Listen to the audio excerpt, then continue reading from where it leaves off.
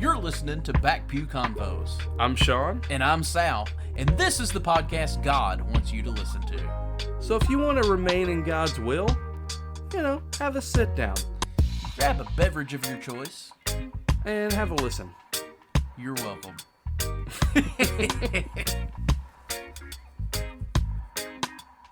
Oh, my Lord.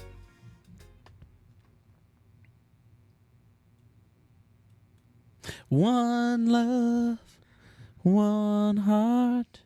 Let's get together and feel alright. Yeah, man. No, that's not how the background goes, man. What are you doing? You're supposed to be the background singer, man. What are you doing, man? Screwing everything up. That's pretty standard. Why is my headphone volume seems low? I don't know what's happening. Maybe it's your ears. Maybe it's your ears. My ears, you're turning me up right now. Actually, I'm turning up the main. Okay. I was like, I can hear very well. It must be my headphones, yeah? Yeah, man. Yeah, man. Yeah, man, Rastafari.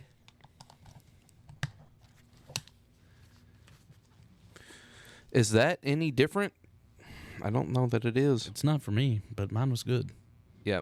I guess I was really just kind of asking myself. Yeah, just doing a little test. The thing is I bought these like $6 headphones, and right now they're proving to be superior to yours. Nope.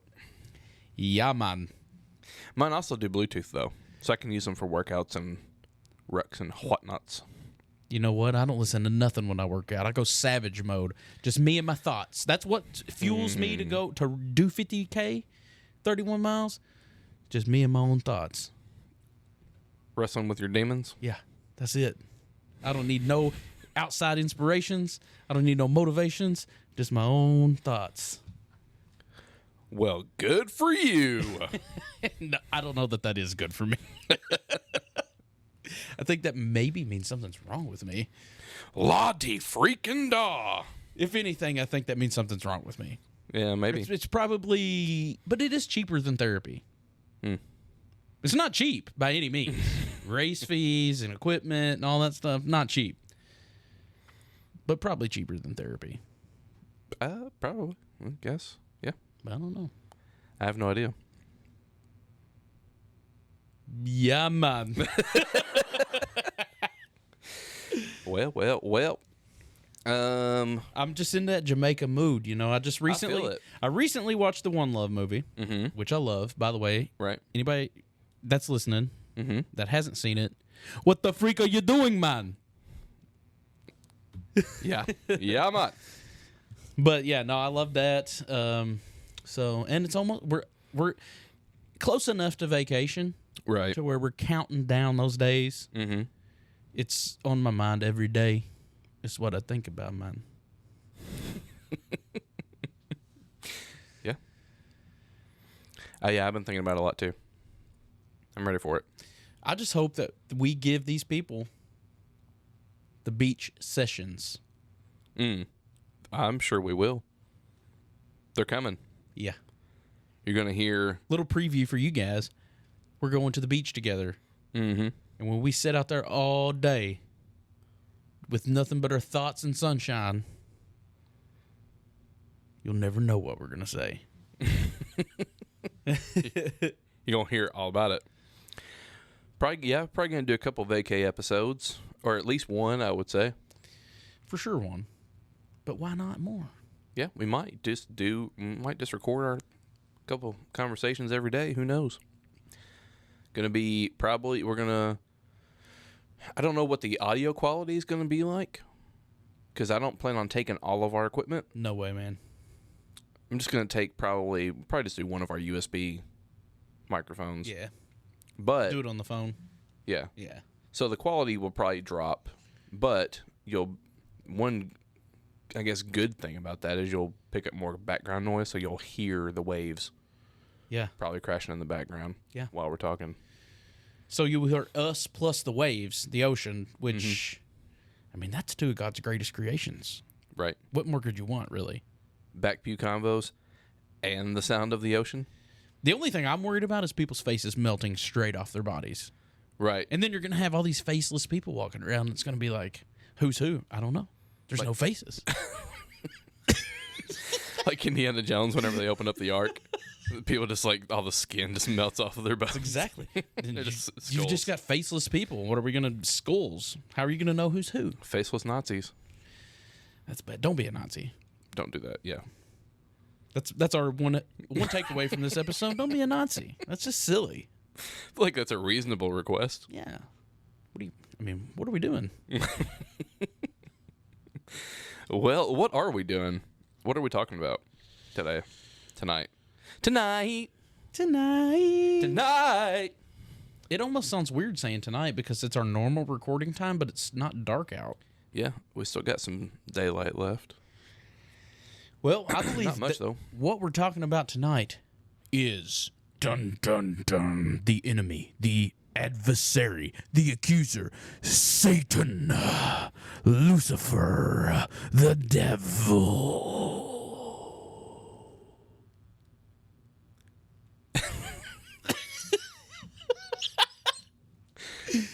Lucy, baby? That went way harder than I meant for it to. It did. It went pretty hard. It got away from me a little. But I appreciated it.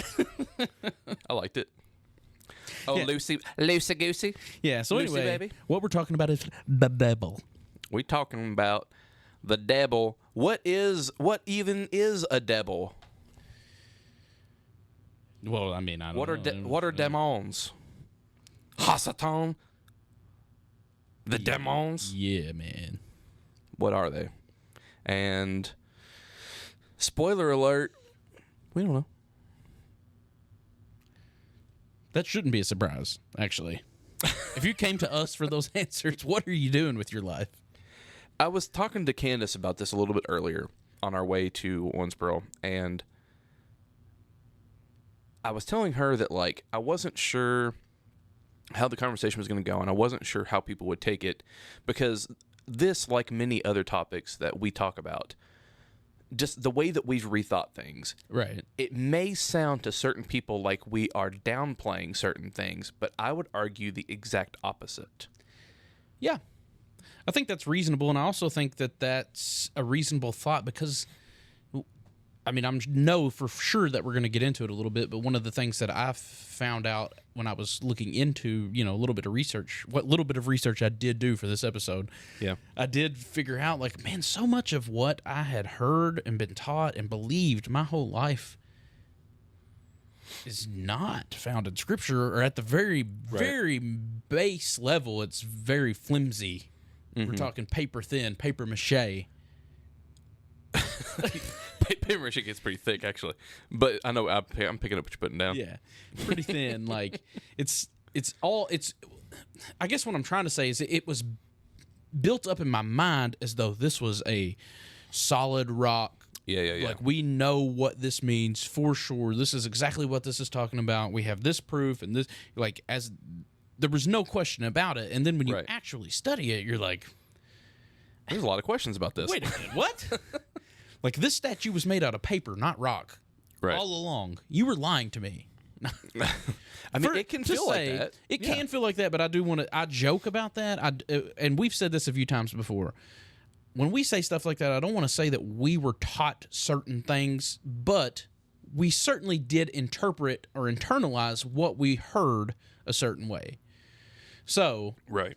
And I say that just because I don't want people to think like we're casting blame on other people, because sometimes we internalize or interpret things that we're told, and that wasn't the intent of what we were told, but that's what we internalized. You know what I'm saying? Yeah. But also, part of this is that I think this is probably one of those topics where, like, yeah, we were actually taught this outright. It wasn't just like I misunderstood what was being taught. But the problem is there's certain things that just get passed down through the tradition of the church that a lot of people they just take it for granted that that's what it is. Right. And then you don't even realize how a lot of that just doesn't really make sense either logically or scripturally until you actually open the door to question it, Right. And I think just at the base level, this was one of those where it's one of those that if you don't think too hard about it, it actually makes things easier. It can make a kind of sense, yeah.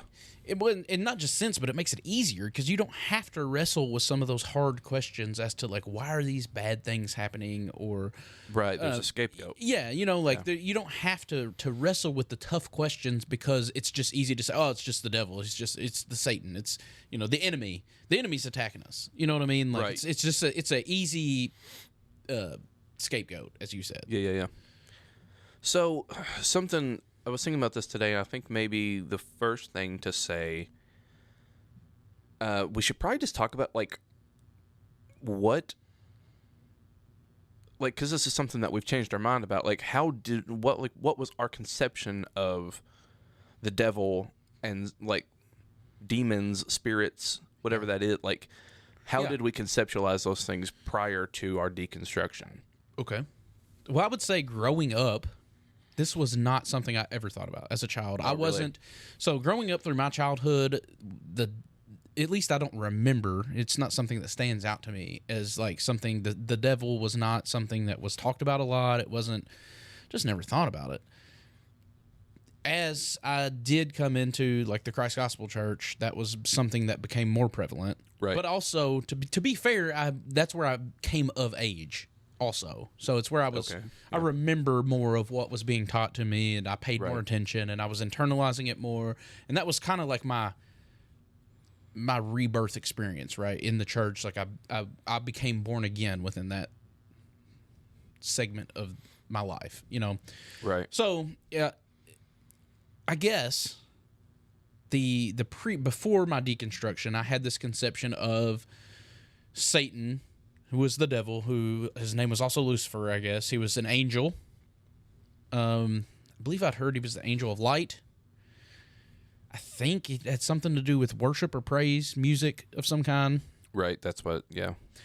And I guess that's my basic conception of it was he was an angel who was full of pride and wanted to elevate himself to the plane of God, and then was cast out of heaven, and on the way out, I guess somehow, another one of those things you never think about, right? Brought a third of heaven's legion with him, a third of the angels of heaven. And so now he's just, him and his legion of 1/3 of heaven's angels are on earth wreaking havoc. Right. That was my previous, I guess, simplified previous conception. Yeah, all of that is pretty much what I grew up with, as far as like this is what the devil is, or this is what Satan is. All of that's pretty lockstep, I guess, with what you said. Right. I will say, just kind of briefly, we don't have to get into this because I don't even. It wasn't something that I studied enough to even say anything probably worthwhile saying about it, but anyone that has been listening to us for a while, or I mean at this point probably everyone knows us that is listening, but anyway, for sure, in case there's someone that's not that is listening that doesn't know us, if not, doesn't know our background, reach out to us and give us a shout, say, hey, I'm listening to you guys. Yeah, that would be greatly appreciated. But anyway, yeah, so but because you mentioned Christ Gospel, so in Christ Gospel, there was this, at least the way that I conceptualized it, you didn't just have an entity, a fallen angel named Lucifer / Satan / devil. You also had these other evil figures, Abaddon, Leviathan. Right. There was mother wickedness. Oh, yeah, I forgot about that one. Father wickedness. Mother wickedness sounds like a sick band. I'm not going to lie. Yeah. And anyway, I don't even remember all of them, but this was like taught to me as I again, this is how I remember it. These were taught to me as if like all of these things were actual, spiritual entities, evil, Right. right? And so it wasn't just like, so I guess, again, I'm just talking from what I remember, but I think that pretty sure like the devil was supposed to be like the ruler of this world, but there were previous creations. Right. Again, this is all Christ's gospel teaching. None of this is actually scriptural, but there was this teaching within Christ's gospel that there were four or three previous. Is this the fourth one? Is that how it was taught? I think this one was the fourth one. So there were three previous creations prior to the one that we live in currently right now. Right. And there were other Satan figures in these other creations, and that's where you get this idea of there being other spiritual entities, evil. Which also, completely off topic, but circles back around to how the whole, like, you can trace the lineages in the Bible back, and it's would indicate that the earth is only 6,000 years old, but we have these... the ability to know scientifically that the earth is way, way older than that. Well, that's why, because the earth is older than that, but this creation is only 6,000 years old. Right. And see, in those things, like we've said before, like one of the things that was compelling about the Christ Gospel teachings is they kind of made a certain sense of things, because one of the natural questions becomes, where did if it's true that the devil is a fallen angel named Lucifer, and there was iniquity found in his heart, and that's why he fell, where did that come from? Right. Well, if you believe that there were previous creations with other previous, spiritual evil entities, Satan-like figures, well, that influence is just carrying over from this previous creation, and that's how the iniquity is found in Lucifer's heart for him to fall. From experience. Right, I guess. Yeah. Or from or observation, maybe. Perhaps. I don't know. I don't know how all that works out, but that's something along with this, is that we are both several years removed, and we're never, we were in Christ's gospel, but we weren't like deep into it. So when we talk about what we got from it, that's what we mean. That's what we got from it. I'm not trying to teach you. There's books out there. Read them for yourself. Right. Yeah. She wrote 1.5 million books. Read them. Yeah. So, but anyways, the problem with that is that eventually, even if you granted that, which none of that is scriptural, but even if you wanted to grant it, you still, even if you went back to the very first creation and said, well, you still have to answer the problem of, where does evil originate? Right. Where does it come from? Right. You still have to answer that question, and that was one of, if not the main thought, I guess, that caused me to rethink this idea of Lucifer in the first place. Yeah. Because, just the idea of Lucifer being a fallen angel, like an angel that was created for good. Right. Supposedly living in heaven, right? Which we believe heaven is you made it, man. You're in in the direct presence of God. Right. So what sense does it make? Well, I don't to say that there was iniquity found in him. What does that even mean? I don't even want to I don't want to jump to the end, conclusion, but I can't help but think, for me, even more than where did it come from, is well, then what are the implications for us? Because if we believe that we become saved and then go to heaven, but Lucifer was also in heaven, and iniquity was found in him, then what's to say that's not going to come up in us? Right. And it's going to happen all over again. I think that's one of those questions that people just don't think about a lot. It's easy to say, I've got this one scripture, so this is what I believe, and then not think downstream, oh, wait a minute. If I think this all the way through to the end, that's not good. This is a bad thing. Right. You know what I mean? Because if iniquity was found in his heart in heaven, then that means there is no security. So I know that we talked about eternal security with Cat. Right. There is no security, period, if iniquity at all can be found in quote unquote heaven. Right. Yeah. Yeah. Especially iniquity to the level of what has. I mean, if you really believe that, especially if you believe, which this is going to get back to, like, I want to back up and talk some more about my conception of it growing up. Right. But like, especially if you believe that the devil is responsible for all of this. In some way, the devil is responsible for all evil in the world. Think about the consequences of that. And from this one moment that happens in heaven, like, the consequences of that are, like, I guess I'm just trying to, like, restate or emphasize more the point that you've already made, which is that there's zero security in the future of God's, you know. I mean, especially if you're someone who's like a very, like, real heavy on, like, free will, that, like, God allows you to have complete and total free will. Well, if you believe that's true in heaven, and, like, right. you know what I mean? Like, there's a lot to consider here.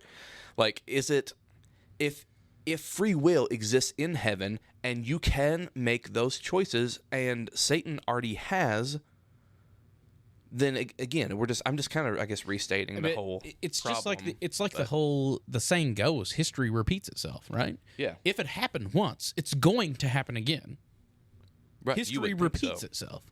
So if that's what happened with Satan, it's going to happen again. Right. Yeah.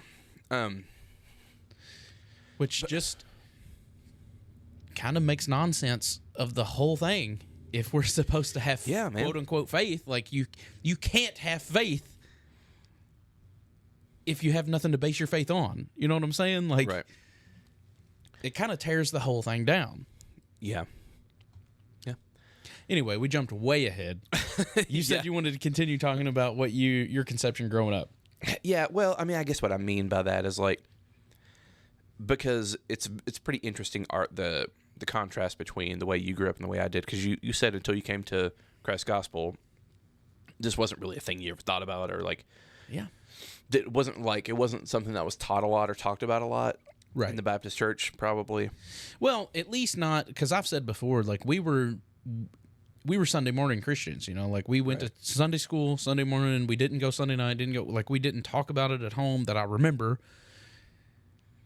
We weren't like we were a Christian family, but we weren't overly spiritual, if that makes sense. Right. Like, makes sense. Like, and that's the way I grew up. Like, I specifically know, like, my mom taught me about Jesus and who he was and the way that he taught, without being very overly churchy about it, if that makes sense. And that probably explains why I am the way I am, all right? Like, yeah. Like, I have a big emphasis on the teachings of Jesus. Yeah. Because that's the way I was raised, right? So we didn't get a whole lot into the whole spiritual stuff in my house that I remember. Yeah. Man, it's so funny thinking about the contrast between us, because that's, I mean, and again, we're probably gonna say this a million times, but, like, I'm just speaking from my own personal experience. I feel like that was the exact opposite of me. Like, I feel like everything was so over spiritualized and unchristian. Because you were saying, like, we were Christian but we weren't super spiritual, and my thought was, well, we were very spiritual, but actually, now I'm thinking about it, we weren't very Christian. At least I say we, but I don't want to lump anyone else into this. Right. I'm just talking about me personally. Like, because I was someone who was very judgmental. I was someone who was very legalistic, you know, and it was like, holiness meant following these rules, and these rules are not even scriptural things. These are, like, outward appearance things that don't matter, really, ultimately. And if you didn't follow those, well, then I look down on you, and, like, you have to change. Like, I don't know. I started to share an actual story, but like I don't want to get sidetracked. But like there was I guess I will. I can just say it quickly. Do it. I think people love that personal touch. Well, I may have actually told it on here before. I know I've told the story before, but I don't remember if I've told it on here. But when I was in high school, there was this girl that was in because I was in band, right? So me and nerd. No, I was a nerd. So me and one of my friends, we were in a band together, like a Christian metal band together, and we were both in high school band. Anyway, there was this girl that was in the high school band, and so my friend is talking to her, basically trying to talk to her about like becoming a Christian. Yeah. Right. And she smoked cigarettes. Can't do that. I know. And so the worst. And she said, and she cussed and stuff, like, you know, not in, I mean, she wasn't saying anything bad, like crazy bad, right. You know, she wasn't like doing hardcore drugs or anything, you know what I mean? Talking about like saying some cuss words and smoking some cigarettes. And she asked I'm standing there while he's having this conversation with her, and I'm quote unquote supposed to be helping lead this girl to the Lord, right? And you're there for the assist. Yeah. And she asks, well, if I become a Christian, do I have to stop doing these things? Do I have to stop cussing, and do I have to stop smoking cigarettes? And without hesitation, I was like, yep. Of course. It's just so funny because now... Get out of here. Like, what do you mean? That's funny. Yeah. No, yeah, it is. It's... Yeah, I mean, my extent with it was literally nothing mattered other than how you treated other people. That was what we focused on, was like, just don't be a racist. Don't judge people for their orientation. Don't, like, just love people. That's it. Nothing else matters. Which, again, if you're judging me for who I am, I haven't been to therapy. I just told you guys at the beginning of the episode, I run to deal with my issues. That's the way I was raised. Yeah. But also don't mishear me. I'm not saying that smoking cigarettes is good for your health or anything like that. I'm not saying it's good for you. Actually, no, because we picked up a lot of trash today, and you know what? A lot of cigarette packages. So if you are smoking, quit throwing the packages out the window, you dirty birds. Right. So, like, don't mishear me. I'm not saying that, like, we should be talking like sailors and smoking it up. I'm not saying we should be doing that. But, like, man, that's just the complete opposite of the prodigal son story, right? Right. It's not he that didn't those have are to clean himself up first. Exactly. It's not that those are good things. It's that you don't clean yourself of those things. You come to the Lord and allow Him to. The question is, no, you don't have to give up those things. You will willingly give up those things because you won't want to do them anymore. Right. And if you're somebody who's like, well, I still want to do it, keep going, man. Yeah. Keep going. Right. You're on the right path. Just keep going. None of us are there. Yeah. You know what I mean? Like, we're all dealing with our certain things. Maybe I'm not smoking. Yeah. You know, but I've got my own things that I'm dealing with. I mean, we're all doing it. So just keep going, bro. Yeah, exactly. But anyway, little side quest there, but I just want a little word of encouragement. Like, if that's you, just keep going. Right. And yeah, and like I said, that is a little sidetrack, a little story that kind of got us a little off topic. But I just wanted to say that as like an illustration to show, like, man, that's where my head was at. It wasn't. It was. I just my conception of what it meant to be a Christian. Right. I feel like was so broken. And again, I'm not blaming anyone. I don't know. If you know me and went to church with me and you grew up in that same church and you didn't think of it like that, that's cool, man. Yeah. I'm just telling you this is how I've viewed it. I do think that opens up, this is just a side note for me and you, I think that's a great potential conversation topic for the future, is how is the I don't know really the way to word it, but how sensitive children are. and children's ministries and youth, and because those things maybe like some of the stuff that we talk about, some of the stuff is it's heavy and it's complex and it's not. I mean, adults don't grasp it, so it's hard to expect children to. So some of this, and the reason why it comes up is because we keep coming back to I'm not saying that this is what I was taught, but this is the way I internalized it. Well, like that's because we were children, right? You know what I'm saying? Yeah. And so, like, I think there's a conversation to be had there. Sometimes, man, like children are malleable. Like it's tough. You know what I mean? Yeah. And that's, well, we're really getting sidetracked here, but you know what? I don't believe we're getting sidetracked. I believe we're letting the Lord lead. Well, let him lead. Holy Spirit, lead us. That's one reason why we've been teaching out of the book that we've been teaching is like, because anyone that's not aware, me and Candace, my wife, we teach kids Sunday school at the church. I'm trying to remember the grades. I think it's from like kindergarten through second grade is the age group that we have. Seems about right. And man, when your kids are that young, it's hard for them. It's crazy what they'll take away from something and ignore other parts. Like it's like what they come away with, what their takeaway from the lesson is sometimes is so like either way outside of the point or like if there's like certain stories in the Bible, like there's a certain takeaway that you want them to come away with, but they might focus on a certain part of the story, right? Like if if you're trying to teach the kids Bible stories in particular, you know, there's some hard ones. Like, you know, there's some really hard ones.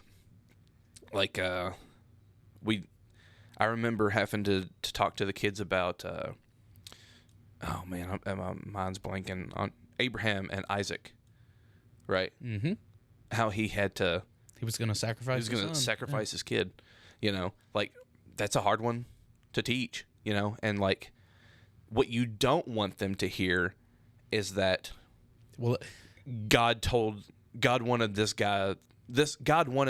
dude's kid dead. Right. That's what you don't want them to hear. Which, again, to my point, most adults don't know that. So it's hard to get the kids to understand it when most adults don't even grasp it. They try to literalize everything that we're reading and we don't even grasp it. Like, because it's a beautiful story, an example if you come from it to it from the right perspective, but it's not a kid's story, right? And that's the point. I'm trying to make. It's like, and I think that we're proving that point because we keep coming back to like, I don't want.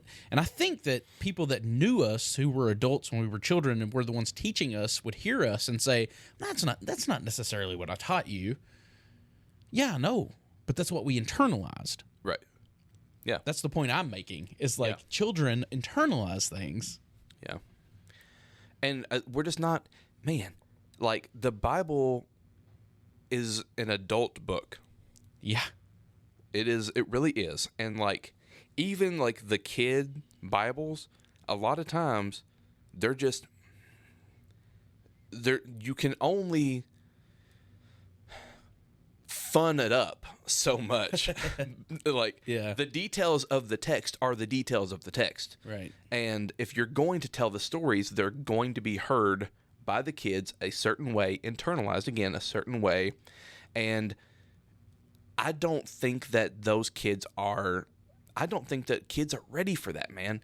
I mean, that's why I don't deal with kids. That's a hard one, man. But that's why we have chosen to read from the book that we have, is because we're reading from Brad Jerzik's Jesus Showed Us. They're very simple. So simple that people might read it and be like, oh, this is like are the kids even learning anything? But here's the thing.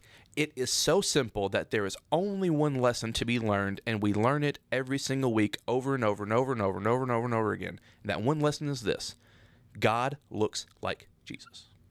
Amen. What is God like? Jesus showed us. So, man, if that is your foundation as a kid, like if you're because we're getting the kids that are moving out of the nursery, like these are kids that are just, this is the first Sunday school class that they ever have. Right. They're coming fresh from playing with Legos, Right. Hot Wheels. Like this, Yeah. This is Finn. Like, Yeah. Fresh out of diapers, like your first real Sunday school class. And man, I just really think that like if you can, that's what I want to ingrain in them. And that's the thing is, I think, and this is, I don't even know how we got on this topic. We're way off topic. I know. But that's the thing with, it's not that we're saying that that's what children, that's everything, right? Like there are things you can add upon it, but as children, the only thing you want is that foundation, right? Because then you go through the rest of their childhood and you can build upon the foundation. But if the foundation starts as trash, Yeah. the whole rest of the building's going to be trash. And guess what that equals out to? Deconstruction. Dun, dun, dun. So if you don't like deconstruction, then quit starting out with a trash foundation. Right. Anyway, that circled us back around real quick. Lowered the vibes. All right, go on. No, I mean, that was it. I just wanted to, because we were talking about how we conceptualized all of this as children, like, I think that is really important to ingrain that into the kids. Absolutely. As their foundation, because then, again, like you said, you can build upon that, and then whenever you come to the text later, if that's already ingrained in you that God looks like Jesus, well, then that gives you a really good foundation to actually read the text well, I think. Yeah, I think that's the struggle, is that we want everybody to know everything at step one. Like, you have to have a complete and full systematic theology as a kindergartner. Like, no. Yeah. You need to know God looks like Jesus. Yeah. That we can, by the time you're 30, we can get you to a complete, full, systematic theology. But right. Yeah, you've got the rest of your life to delve into the scriptures. But the first thing needs to be the foundation. And the foundation, where is it at? It says, like, no one can build on any other foundation. Yes. I don't know where it's at because I'm terrible at that game. Yeah. But it's Paul. Paul wrote that. Yeah, Christ is our firm foundation, and that is the rock on which we stand. That is, if any, in the Sermon on the Mount, he says, if anyone builds a house on these words of mine, it will, withstand. So Christ is the firm foundation that we build on. So anyway, this is getting, man. That's a completely, like,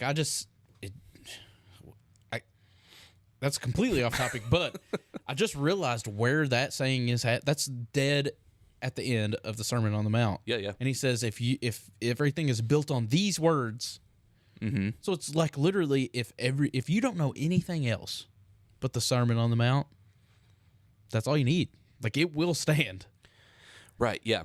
And I've never thought about that before, which is surprising because that's like literally my favorite section of the whole Bible. Yeah. But that's tough, man, because it's not like he said that at the end. It's not like he's about to ascend into heaven and was like, everything that I've ever said no, it's at the end of the Sermon on the Mount. It's like, take this sermon, that's all you need. I mean, yeah. I mean, he says, anyone that hears these words of mine and puts them into practice will be like one who built his house upon a rock. And that's tough. Yeah. Yeah, it is. And yeah, anyway, there's more that could be said, but we're getting off topic. Yeah, way off topic. But so anyway, I mean, yeah, like I said, like 15 minutes ago, I said that my conception of my childhood was like very spiritual, maybe not very Christian, but very spiritual. Right. So like, man, everything fell back on the devil. Everything.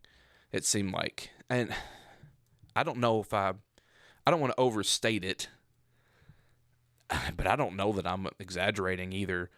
Like, it was, I mean, even like little stuff, and like some of this stuff may have been said jokingly, but like there was also a sort of like we know that like this is actually that we actually mean this when we say it. Like, we made a joke about it. We actually made a joke about it before we got started. We were having technical issues with the board here. Yep. And like that's just like a common Pentecostalism, right? Is like you got to get the demons out of the equipment. Like if they're Well, yeah, because we were about to talk about Satan, so of course the enemy's going to come against us and prevent that from happening. right, you know, like So I went and got the Pam, sprayed the board down. right, and now we're good. Now we're good. No, and I hope that we're not offending anyone. You know, we're talking kind of lighthearted about this stuff, but I mean, we do take it seriously, but we are going to be a little lighthearted about some of this. You know, If you're this many episodes in and you don't know that about us, come on now. right? What does it say in our description? The topics are heavy, but the vibe is light. Yeah, right on, man. So that's us. That's what we're doing here. But so yeah, but that was, I just remember that being like a very common thing in my childhood, is like just little things like that, like having technical problems on the platform. That's what I was gonna say. I even remember a couple of times, like we having like there's a thunderstorm going outside, and like the power goes out, and in the middle of a church service, and we're like, oh, the devil's trying to stop us from praising God. And it's right. Maybe, but Or maybe there's just a storm. Could be a thunderstorm. I don't know, but yeah, and yeah. So like, it seemed like a bit of an over spiritualization from my like the way I look back on it now. It seemed like there was maybe an over emphasis on the spiritual and the demonic. It's funny now because I've not thought about.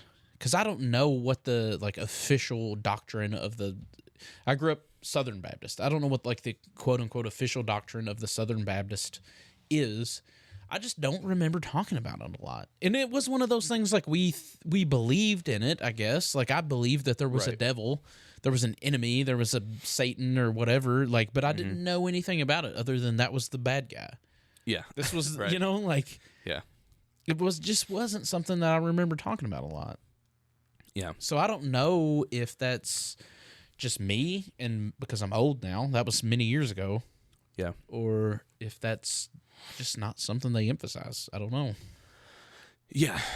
And like just some of the ways that we talked about it whenever I was like, as I remember us talking about it as kids, it's like just as you get older and you start to think things through more logically, you're like, I don't understand why this would work this way. You know what I mean? Like, like I remember there being, like if there were people that we were praying for that we believed had some sort of demonic possession, I remember,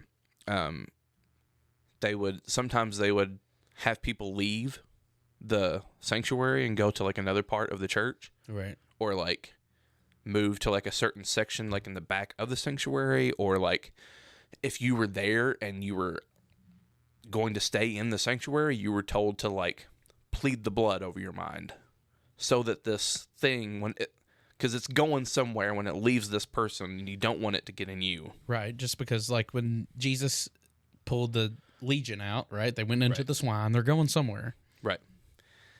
Yeah. So it has to go somewhere. So make sure you plead the blood over your mind if you're going to stay in there. But if not, you need to leave. Like if you're not prayed up, whatever that even means, like you shouldn't even be in there. Yeah, because of course God's not going to protect you unless you ask him to.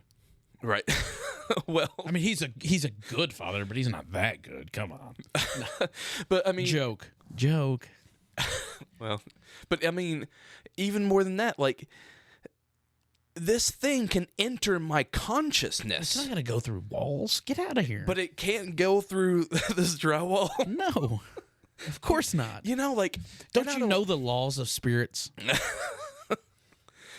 It travels through waterless places, right? Isn't that something like the demonic? It travels. I think that actually is somewhere in the scriptures. Maybe travels through like waterless spaces until it finds a new home. It's the father of the air, ruler of the air, prince of the power of the air. Yeah. Whatever. I don't. But anyway, like, but you have to have air to live, so that's weird. True. Whatever that even means. I don't know. Yeah, but anyway, I feel like I'm rambling a little bit here. And again, I'm not trying to say that there isn't a real that the demonic and the satanic aren't real enemies, and that they don't have real destructive power. But that's the one thing that's hard, I think, about this discussion, is because we're like actually in our Wednesday night church men's Bible study, we're doing spiritual warfare as a topic. And that's something that I mentioned in the spiritual warfare discussion, was like, because I talked about how spiritual warfare is in our mind. And that's not what this episode's about, so I'm not going to go all into that. But that's what I believe. Like, I believe all this stuff's in your mind. Right. But when you say that, people automatically think, oh, well, you don't think it's real. Like, it's, oh, it's because you hear, like, it's just in your mind. That's as if you're just making it up. Like, it's not real. And that's couldn't be further from the truth. That's not what I mean when I say that. Just because it's in your mind doesn't mean it's not real. You know what I mean? Like, we still believe it's a real thing, I think. Right. At least at where I'm sitting currently today, that's what I think. Like, I would describe it as a real thing. Right. You know? Yeah, it's very real. And I think that it's more real to me now than it was then. And I guess what I mean by that is, like, because it is something internal. It's not something that, because I think if you view it as something external to you, then you can, like, I can keep this away. Right. And if I do XYZ, I can keep this thing away. And I think that that's part of what's going on with that Legion story. Because if you remember, it's the people in the town that want Jesus to leave. Yeah. Why? Well, it's because as long as this guy was possessed, as long as this guy, this Legion character, as long as he was out there, they could deal with it. They knew we're safe because he's there. But now that he's healed and our swine are all gone, it's like, now that we don't have a scapegoat. Exactly. It's like now you have to face it within your own self. To take that back to our atonement episode. Yeah. The Gerardian scapegoat theory. Right. Yeah. And that causes that fear. And so then what do you do? Well, then you blame Jesus. We got to get Jesus out of here. You know? Right. And so, yeah, I mean, I think that it's very real. And I think it's actually more real now for me, because I realize that the war is within me. It's not something that I can control by keeping it at arm's length. Right. Yeah. It's one of those things where it's not, it's hard to explain. It's not one of those things, but you have to deal with it within yourself. It's not as easy as just saying, well, this isn't about me, so I don't have to deal with it anymore. Right. You know what I mean? Like, it's something you have to deal with. Right. Yeah. I mean, I guess that's, yeah. So, I mean, I think that makes a lot of sense. And I actually think that a lot of our stories, if we pay attention to the details of these stories, I think that they tell us this outright. Right. That it's within us. And at least for somebody like me, this makes a lot more, it does make it a lot more real, because, you know, I've talked about before, I'm a natural skeptic kind of person. So, like, when I hear, well, this is this and this, just because of, like, this devil or this spirit or whatever, like something external, like I don't, whatever. But if I know that if I believe it's something that has to be dealt with within, like, I'm more apt to, you know, take it seriously, I guess, is what I'm trying to say. Right. Yeah. Because I think that you can, I mean, I think if you view it as something external to you, which it could be, you know, I'm not saying that there's not a spiritual realm that we are just not aware of or attuned to. I mean, we started the episode by saying we have no idea. We don't know. But I do think that just the way we conceptualize the battle, right, the warfare, I think it changes the way you fight, right? I guess is what we're saying, because I think that if you think that it's something external to you that you can keep at arm's length, then it changes the way it affects the battle within your mind. Because if that's your conceptual of it in your mind, then that's going to affect the way the weapons that you use, right? Yeah, I mean that's a funny thing, that just another side quest, because of this whole spiritual warfare thing. Like, I've realized how different you can read things in Scripture. Yeah. Because of that, because the whole, like, the weapons of our warfare are not carnal, and like, I guess I'd always previously just understood that as like spiritual warfare is like there's an angel and a devil fighting right over there, and like, and I can't see them, and like, Right. you know what I mean? Like, there's this kind of unseen spiritual realm warfare, but like but you can also read that as like they're not carnal as in fleshly, but they're mental, like they're the weapon, Yeah. they're inside of you. Well, that's something within you. It's not external. It's not over there, but it's within you. Right. But that's what you're saying, but it also just shows how weird it is with like Scripture, how easy it is to say we're reading the same thing. Yeah. And you could, I guess, potentially make an argument for it either way. But Yeah. Well, but that's a really good example and a good point, because like, if we imagine that like over here in the corner of this room that we're in, there is Michael and Baal, I don't know, like whatever, take your like name. Beelzebub, Right. the Lord of the Flies. Right. Like, there's a good guy and a bad guy, and they're having the most epic MMA match you could ever imagine. Maybe Michael's getting bested over there in the corner. The good guy's losing right now. Like, if I can see that, then I could go over there and help. Maybe. Maybe. But you know what I mean though? Like, if it's over there, then I don't have to deal with it. Right. That's him. He's got it. Exactly. But then that means that gets you off the hook. That means I don't have to do anything. Right. But I think that is actually part of the trick of the enemy. Yeah. The father of lies. Right.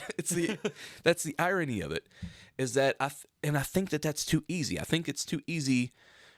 I guess It just now crossed my mind, but I've always heard the greatest trick the devil ever pulled was convincing people that he didn't exist. Yeah. But what if the reality is the greatest trick he ever pulled was convincing people that he did? Yeah. Yeah. That seems like a craftier trick, right? Seems. But or at least, like, maybe not even to say like doesn't exist, but like the greatest trick he ever played was like convincing people that he exists in this way, Right. versus this way. And that's what I mean when I say that. Right. But I lost what I was going to say. Sorry. I don't know. I lost it. Must not have been important. Well, I don't agree with that at all. I think I forget important stuff all the time. They call that dementia, unfortunately.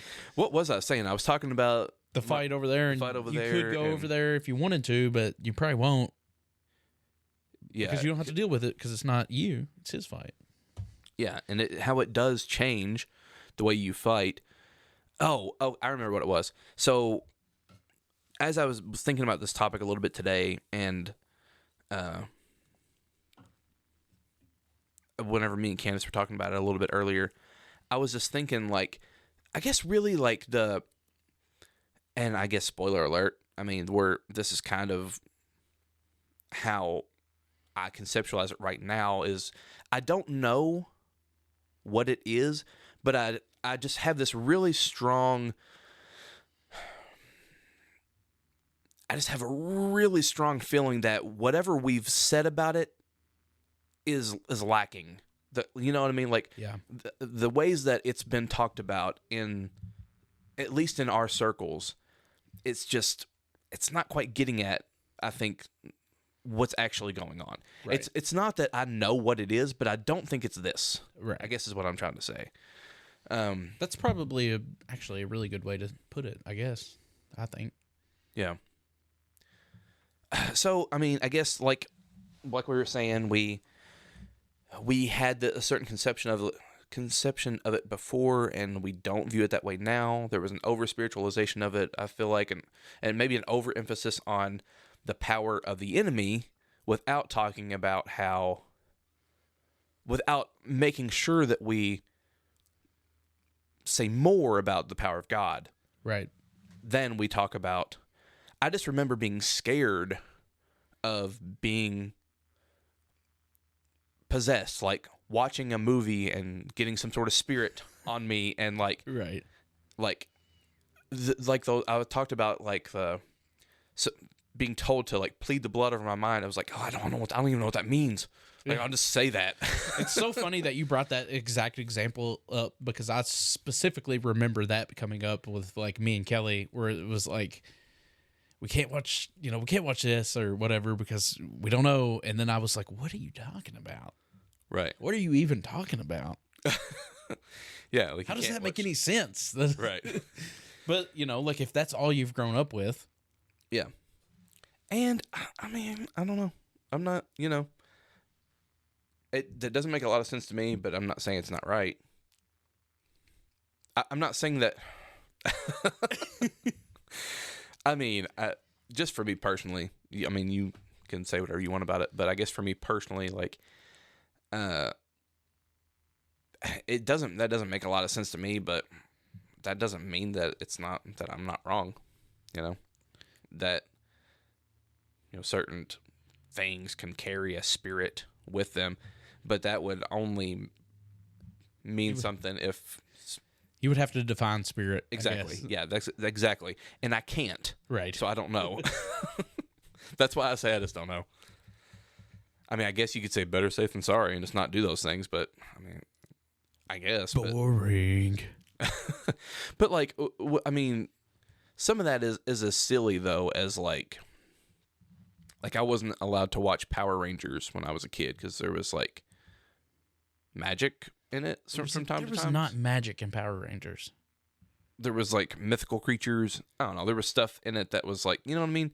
Like something as simple as that is kind of like what I'm talking about. Right.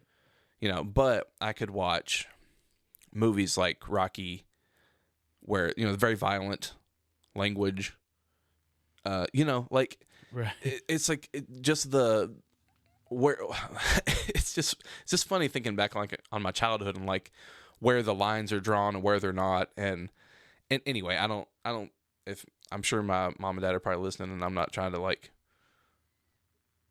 bash them or anything. Like, I'm just talking about like thinking through a lot of this stuff from my childhood as an adult is just kind of like, I don't understand a lot of it, I think Sean turned out pretty rad, so you guys did all right. Yeah, you guys did great. But anyway, so that is how I guess it was sort of like our background in it. So like, right. Let's talk about the Bible and like what does the Bible say? The Bible. Yes, that's the book for me. I stand alone. Don't do that. So yeah, we're going to talk about, I guess, let's talk about what the Bible says about the devil. And specifically, I'm interested in just kind of like talking about the origins of the devil. Right.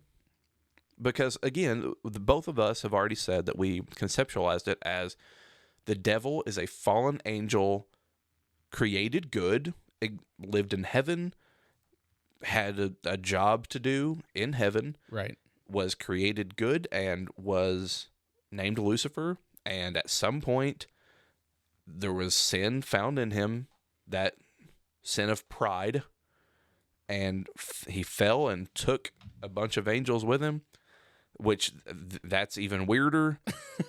But anyway, yeah. So let's talk about does the Bible actually say any of that? Let's talk about that. Well, let's talk about it. So, spoiler, no. Yeah, no. Not, I mean, not in any way that you aren't kind of forcing those pieces to fit. Right. Anyway. Well, the first thing for me that I went to with my study on this is the Old Testament, which is weird because I'm not a big Old Testament guy. Right. As we've already established in previous episodes. But Isaiah. No, I went there just because, I mean, that's what the Christian religion is based upon, right? Yeah. So I went to look at the words I looked up were Satan and Lucifer. I didn't get to the point to look up the word devil, but I felt like that one was pretty common. But what was weird to me was that there was not. So the first word I looked up was Satan, and there was not a lot of words that were translated. It's not very often found in the Old Testament, right? Which in the Strong's it was number 7854, and it just translates to adversary. And so the two verses that I had to show how the same word is used in different ways was First Chronicles. Or actually, it's 1 Samuel 29:4. 1 Samuel 25? 29. 29:4. 4, which I wasn't prepared for this, so I don't have it pulled up. I am getting it pulled up. Oswald. Will you pull it? 29:4, you say? Yeah. But the commanders of the Philistines were angry with him, and the commanders of the Philistines said to him, "Make the man go back, that he may return to his place where you have assigned him, and do not let him go down to battle with us, or in the battle he may become an adversary to us." So that word adversary is Satan. Mm-hmm. Like, it's not a person. Yeah. It's literally just the adversary. Sawtawn. Sawtawn. Yeah. Yeah. If you go, it's 7854, like you said, and it says Satan, and phonetically, the reason I keep saying it like that is because if you look at the phonetic spelling of it, it says Sawtawn. Right. So, yeah. But then the other time that's also used, that word is used in First Chronicles, and I don't remember I didn't write down the specific verse, but it is when First Chronicles 21:1. I don't know. It's whenever David takes the census. That sounds right. 21:1 probably. I think that's right. Let me. Yeah, 21:1. That's it. I think I had it. Because the whole reason why I wrote that one down, of course, is because previously in 1 Kings, right? Yeah, it said God told David to take the census. Yeah. But then when the story is rewritten in First Chronicles, it's changed from God saying it to Satan says it. Yeah. So the next time we see this word Satan, kind of the first time actually that it's used as a name, it's a rewrite of a story. Yeah. It says, "Then Satan stood up against Israel and moved David to number Israel." Right. And that's something we've talked about before, but you can see that there's a progression in the way that the Israelite people thought about what does it mean that there is something opposed to God. Right. That conception of what that is and how that works changes over time. And this is a perfect example of it, because they're looking back on this, like the chronicler is looking back on this event in the story and saying, well, look at what came of it. Right. Surely this wasn't God. This must have been whatever it is that's opposed to God. And I think, if I'm not mistaken, the only other time that's used is Job. Yeah, it's used. Well, I think there was some other scripture references that. Well, I think that the only other time it's used as a name, is Job. Okay. So the word is used, but it's always just translated as an adversary. It's not a proper name. Yeah, wasn't there in the story of Balaam? Wasn't there an adversary? Yes. Yeah, but it's just translated as adversary, not. Yeah. It's an angel. I think. Yeah, I don't have to look that one up. I don't remember. I'm pretty sure it's an angel, but it's not given the name Satan. The Satan word is translated as just adversary. Where is that one at? Do you remember where the? Is it in Numbers? Hold on. Yes, it is. Numbers 22. 22, yep.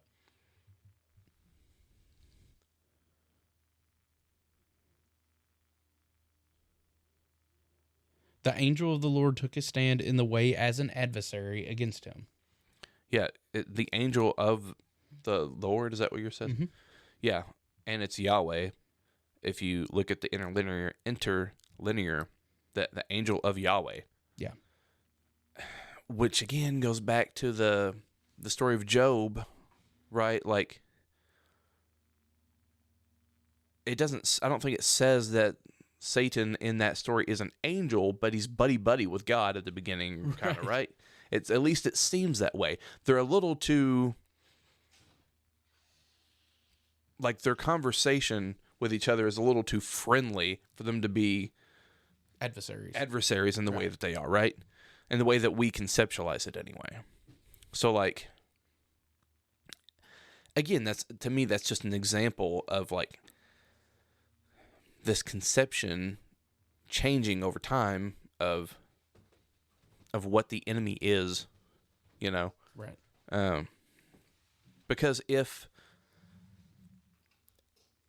Lucifer was originally good and became evil, and Lucifer is Satan, then, like, is this story supposed to be happening before the fall? Like, that changes Satan's job if Satan, right. Well, that's, you know, that's like, sort of why I wanted to emphasize what it said there, that it was an angel of the Lord, is because you can kind of see where people are forcing pieces together to say, like, oh, okay, that's see, it was an angel, so he was an angel, and, like, okay, like, you can see that if you don't read it in context, and, you know, well, and, like, looking at the bigger picture too, right? The bigger picture, like, yeah. But I want it to show how it's not just made up, right? but you can see where there's been things that have been forced together to paint a picture. I mean, more or less, again, it's like we don't know, but it's talked about as if we have a full character profile about this guy. Yeah. Yeah. You know what I'm saying? Like, right. And yeah, I think to just, I guess, sort of reemphasize what I already said about the Job story, I think that Job story paints that picture well, because, again, if Satan is a fallen angel that fell from heaven, why is he there with God, chilling again in heaven? Right. Like, when did this supposed fall happen, and why is Satan in the presence of the Lord in this story in Job? You know, that doesn't, even just taking the story of Job itself and looking at the actual details of the text throws a wrench into the works of this whole conception of who Lucifer and the devil is, supposedly. Right. You know, to me, I don't know how you make sense of that. That's right. You know? Yeah, specifically it says, it's Job 1:6. Now there was a day when the sons of God came to present themselves before the Lord, and Satan also came among them.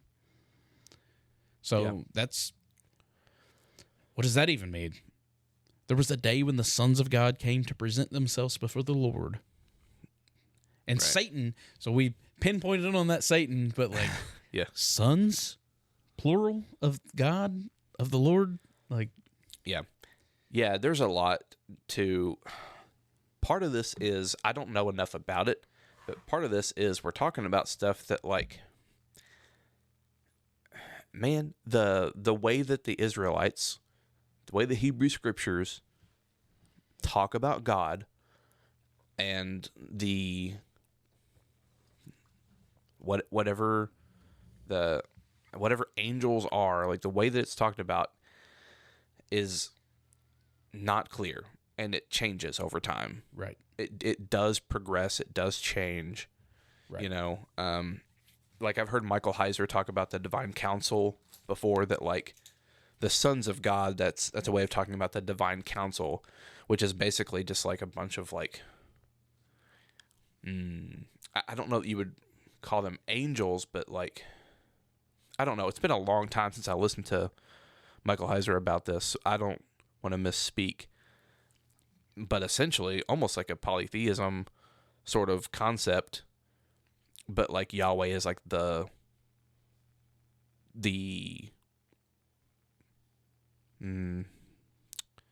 what would you say? I mean, the words strong or powerful, like the God of the gods, maybe. But like, anyway. Sorry, I was writing something down before I forgot it. No, you're good. I don't know what to say about it because, that is a weird scripture, and I don't know what you do with it. Right.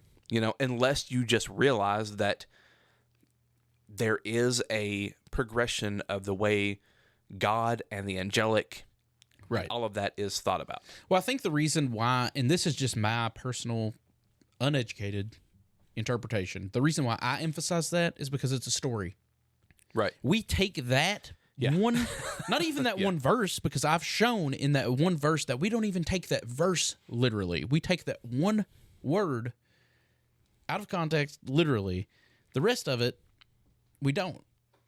Yeah. So, yeah. So that's, those are some scriptures.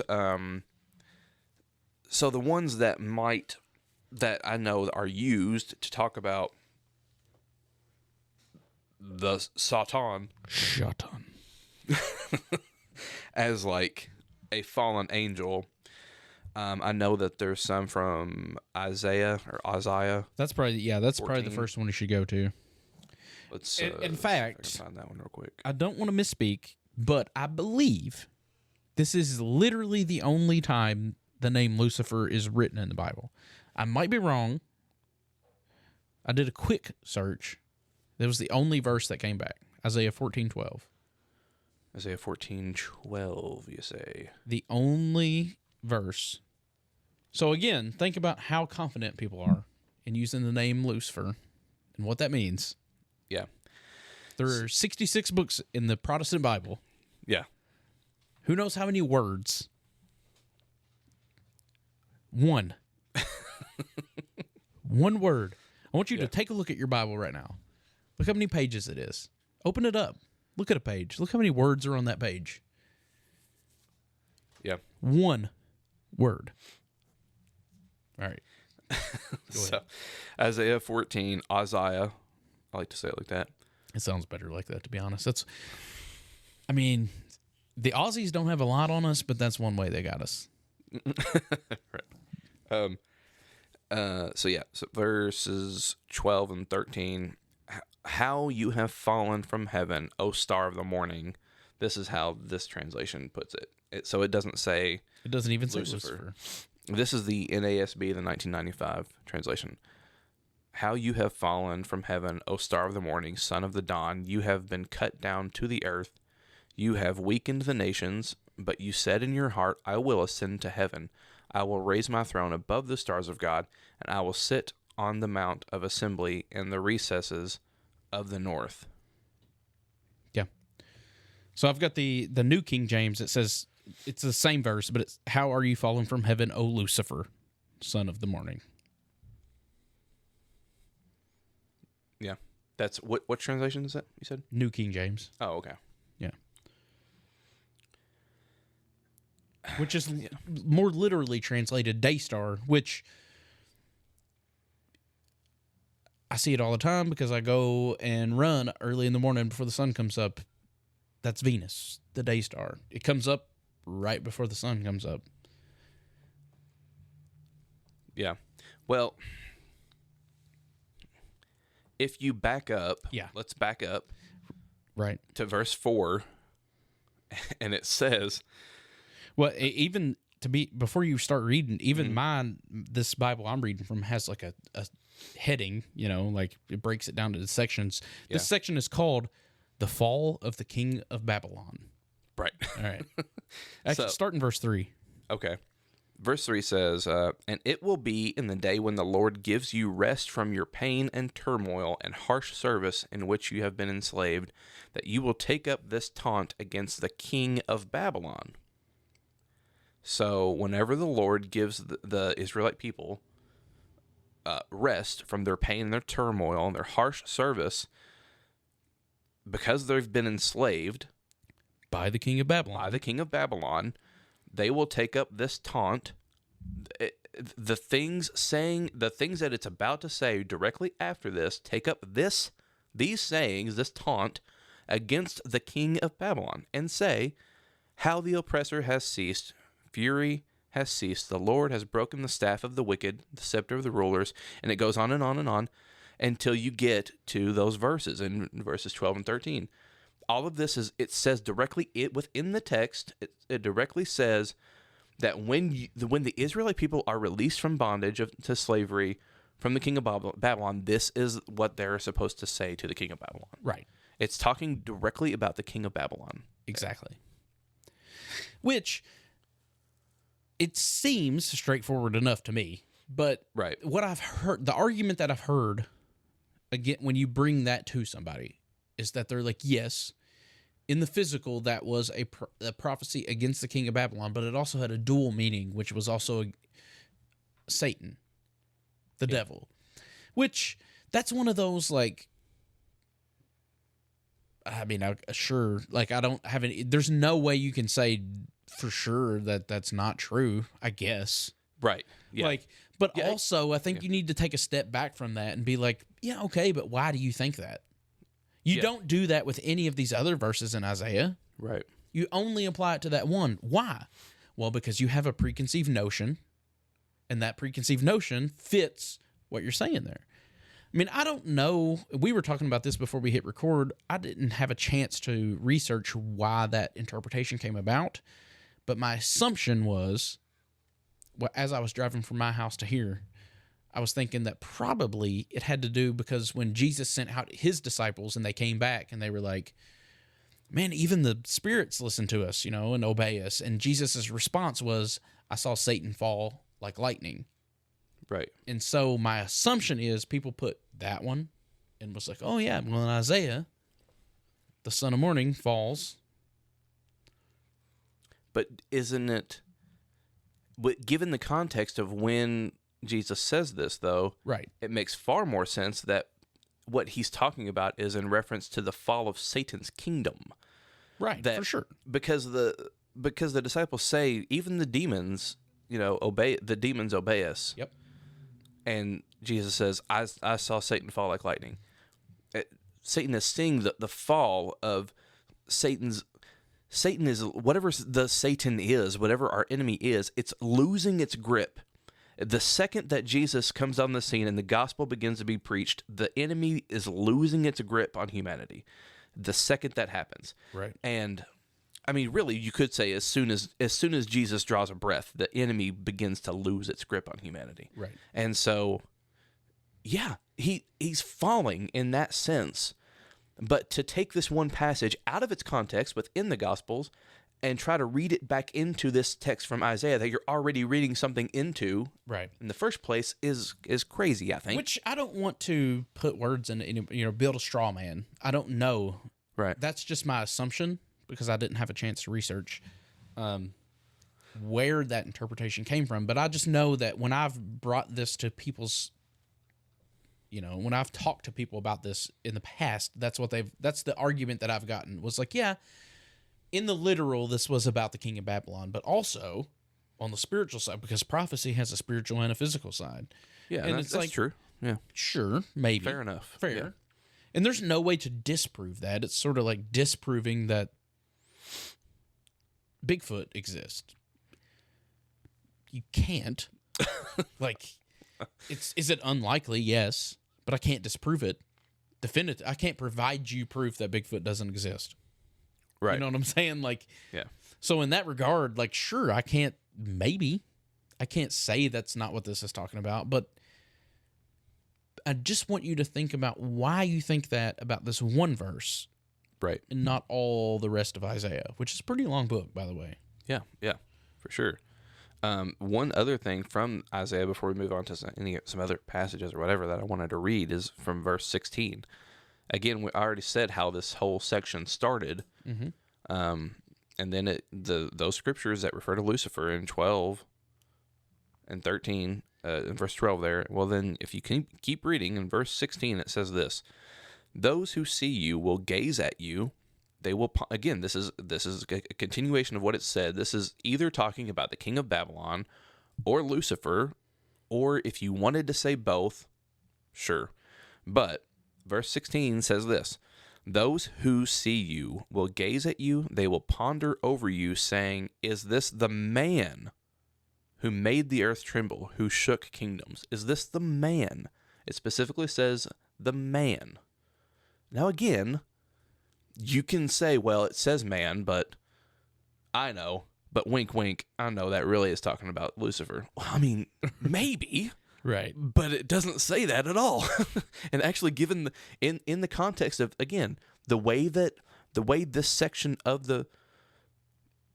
this chapters begins, this taunt, the thing that they're supposed to say to the king of Babylon, the way it begins, and the way that this talks about it here as being a man specifically, contextually, it's talking about the king of Babylon. Right. But yeah, I mean, to your point, yeah, could it be both? I guess. Yeah. If you want it to be. Yeah. So I just think I wanted to emphasize how that's the only verse. I want to emphasize it but also with the caveat of I didn't have a whole lot of time to research on it. So if you can prove me wrong, go for it. But I think that's the only time that word is used in Scripture, Lucifer. Yeah. At least in the Hebrew, the Old Testament. And think about how much doctrine and how much we have built up on that name Lucifer, as if we know who this is, as if this is a character and he's this angel fallen from heaven. And like I said, we have a whole character profile built out about this guy. And that's the one verse that we have where that word is used in the whole Bible. Right. Or at least the whole Old Testament. Let me say that. Whole Old Testament. Right. Yeah. I guess the only other from the Old Testament, the only other scriptures that people use again, and again, it has to be sort of read into it as like, well, this is also talking about the devil, is from Ezekiel 28.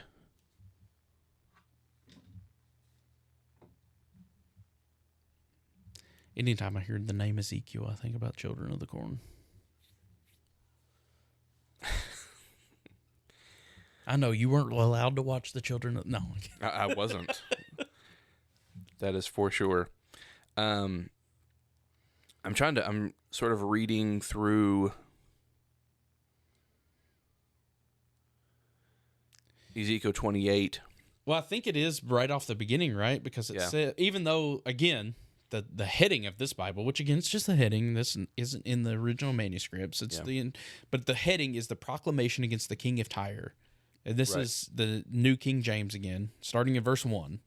The word of the Lord came to me again, saying, Son of man, say to the prince of Tyre, thus says the Lord God, because your heart is lifted up, and you say, I am God. I sit in the seat of gods in the midst of the seas, yet you are a man and not a God. Though you set your heart as the heart of a God. Behold, you are wiser than Daniel. There is no secret that can be hidden from you. And it just goes on and on. But I think that's what at least that's what I think you're getting at, right? It's because your heart is lifted up and say, I am a God. I sit in the seat of gods, because that's what we attribute to Satan as his pride, as elevating him. Because I said at the beginning, that was my previous conception of Satan, was that he was this angel who elevated himself to God. Yeah. I think there's more later on that gets... I'm sure, yeah. Verse 12 says, Son of man, take up a lamentation over the king of Tyre, and say to him, Thus says the Lord God, you had made the seal of perfection, full of wisdom and perfect in beauty, that you were in Eden, the garden of God. Every precious stone was your covering, the ruby, the topaz, the diamond, the beryl, the onyx, the jasper, the lapis lazuli. I don't even know if I said that right. I just kind of went through it. The turquoise, the emerald, and the gold. The workmanship of your settings and sockets was in you. On the day that you were created, they were prepared. You were the anointed cherub who covers, and I placed you there. You were on the holy mountain of God. You walked in the midst of the stones of fire. You were blameless in your ways from the day you were created until unrighteousness was found in you. By the abundance of your trade, you were internally filled with violence, and you sinned.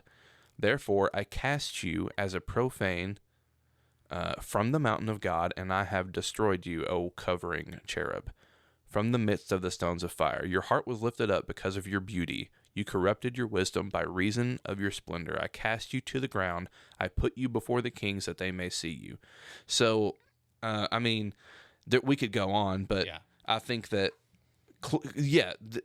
this is one of those that is often attributed to Lucifer as like saying, well, this is who Satan was prior to his fall. Right. Right. He was had beauty and had this this job of being this covering cherub, but there was sin found in him and all of this. And the problem is it says, say this to the king of Tyre. Right. Again, well, it's another thing. one of the, it's the exact same, which that's the hard thing with the prophets. And that's the difficult thing is like the emphasis that we've made so far on Satan only being used in these couple of verses, and then Lucifer, and then, like the biggest portion of of our quote unquote doctrine of Satan that we have comes from prophetic writings, Isaiah and Ezekiel, which are like, first of all, they say they're to the king of Tyre and the king of Babylon, but also the prophetic writings. Like anybody who says they know exactly what the prophecies are saying, it's just, I mean, I don't want to be too blunt about it, but ignorant. Like they just, they're not clear. They're chock full of metaphors. Right. That's what I'm trying to say, right? They're not literal. They're metaphors. They're prophetic. I mean, they're written that way on purpose. Right. And they all use like imagery to make a certain point. Why would we ignore if there's probably anything meant to be literal in that passage, it's that this is directed towards the king of Tyre. Right. But then the rest of that is metaphorical. But we do the exact opposite with it. Opposite, yeah. We want to say, oh, well, wink, wink, this is actually talking about Satan. But this is actually literally how Satan existed before. You think there's some kind of weird psychological thing going on where we like always kind of subconsciously want to make everything about us? Because if this isn't about the king of Tyre, it has nothing to do with us. Other than like you can read into it like just your basic lessons, right? Like not to elevate yourself, to think too proud of yourself, to right. Yeah, there's some lessons to be learned. There are lessons to be learned in that, but like we're not the center of the story. But if you can swing it back around and make this about Satan, like we're still kind of the main character. Yeah, I think that's part of it, but I also think that this is one of the ways, if not the main way, that this is precisely how whatever the Satan is, the satanic, I think this is how part of how it works is in our readings of Scripture. I think it's absolutely twisting things in that way, but it's because it literally is the exact opposite, I think, of how we're supposed to read the text. Right. Yeah, we haven't even gotten into how we currently think about it, but yeah, that's exactly what I think. I mean, yeah. So I mean, I do think that is part of how the satanic works. This is, I think, what's happening in the temptation. Jesus, the Satan is using Scripture, but he's not misquoting. He's not trying to get Jesus to disbelieve the Scriptures. He's trying to get Jesus to use the Scriptures in ways that are false to who God is. Right. And he's also trying to get Jesus to doubt who he is. Possibly. I think. Yeah, that is a way to read it. I think every single temptation, you could sum it up by basically saying, if you are really who you think you are, do this. Prove it. Yeah. Because Jesus has just been baptized. The Spirit has descended and said, this is my Son, upon whom I'm well pleased. Then he goes out in the wilderness. Mm-hmm. And it's sort of like, just trying to think about that. Like, I try not to read things too literally. I try to think about it like, as I experience life now. And like, it's probably like if I went through some transcendental experience and I felt like the Spirit of God descending and saying something to me, I would probably like have this wrestling of like, yeah, but did you really hear that? Or was that just you? Like, are you trying to think too much about it? And so like Jesus goes into the wilderness thing, and then he's tempted by the devil of like, well, of course you're hungry, right? You haven't eaten for 40 days. But you're the Christ. You are God. Yeah. If you're that hungry, just make these rocks bread. You could, if you are who you think you are, right, make these rocks bread. Yeah. You know, or if you're really the Christ, you're not going to fall and die because you have an appointed death, right? Yeah. Go ahead. If you are who you think you are, jump from the point of the temple. Yeah. It's doubt who you are. Right. Which ultimately, we are created in the image of God. We are image bearers of God. So if you doubt who you are, you're doubting who God is. Right. Yeah. Yeah. Here's a question that I've thought about. Well, I heard, I was listening to a podcast where they were talking about this story actually, and it brought up a good question. Do you think Jesus was tempted from the very beginning by Satan? Or because I think in the text it could be read either way. It could be read as if he fasted for however long and then Satan appears to him at some point later, like towards the end even. I've never really considered it. I guess I've always just kind of assumed it was at the end. Like he fasted for, I think it's 40 days. Mm-hmm. Because the children of Israel wandered for 40 years in the wilderness. He went for 40 days into the wilderness and then was tempted. Yeah. But to that point, the children of Israel were tempted throughout their 40 days. Yeah. It wasn't like they were 40 years and then started being tempted. Mm-hmm. The 40 years was the end. Yeah. And I guess I think that makes sense to me, is that he was instantly being tempted. Yes. That's what I guess I've never really thought about it, but now that you're proposing the question, that's, I think, how I do think about it. I think he's instantly being tested, and I think that we get the stories, we get the part that we get because we're getting the end of it. We're getting, this is the point in which Jesus is most vulnerable, probably, because he's been fasting for 40 days. Like, he's been in this fight for 40 days already. And we're getting, it's, I mean, this is a silly analogy, but like if this is like a boxing match, we're getting the last round. We're seeing what's happening in the last round after there's already been this battle, you know, which I don't even know that it's I don't know how much of a battle it is. You know, I don't know. I think that this whole story kind of culminates in what we're talking about, because do you conceptualize it as like this entity coming to Jesus to tempt him? Like he's literally, I think the scriptures say even, right, that he takes him to the pinnacle of the temple and then is like, yeah. Because that's, to be honest, that's not how I read those. I think that the Satan, the enemy, the tempter is something that's within us, that's within all. And I think it was within but I don't mean to sound blasphemous because I completely could be wrong, but I think it was something within Jesus. It's that part, that the human part of him, because he was 100% human just as well as he was 100% God. That humanity within him that's saying, you're not in union with God. Like, you're separate from God. You're not God. Like, just doubting who he is, that part of him that doubted that. Right. That self-doubt. To me, that's, I mean, I don't want to, spoiler alert, I guess, but that's what the Satan is to me, is that thing within us that gets us to doubt. Self-doubt, I guess, is the best way to say it. That part within us. Yeah.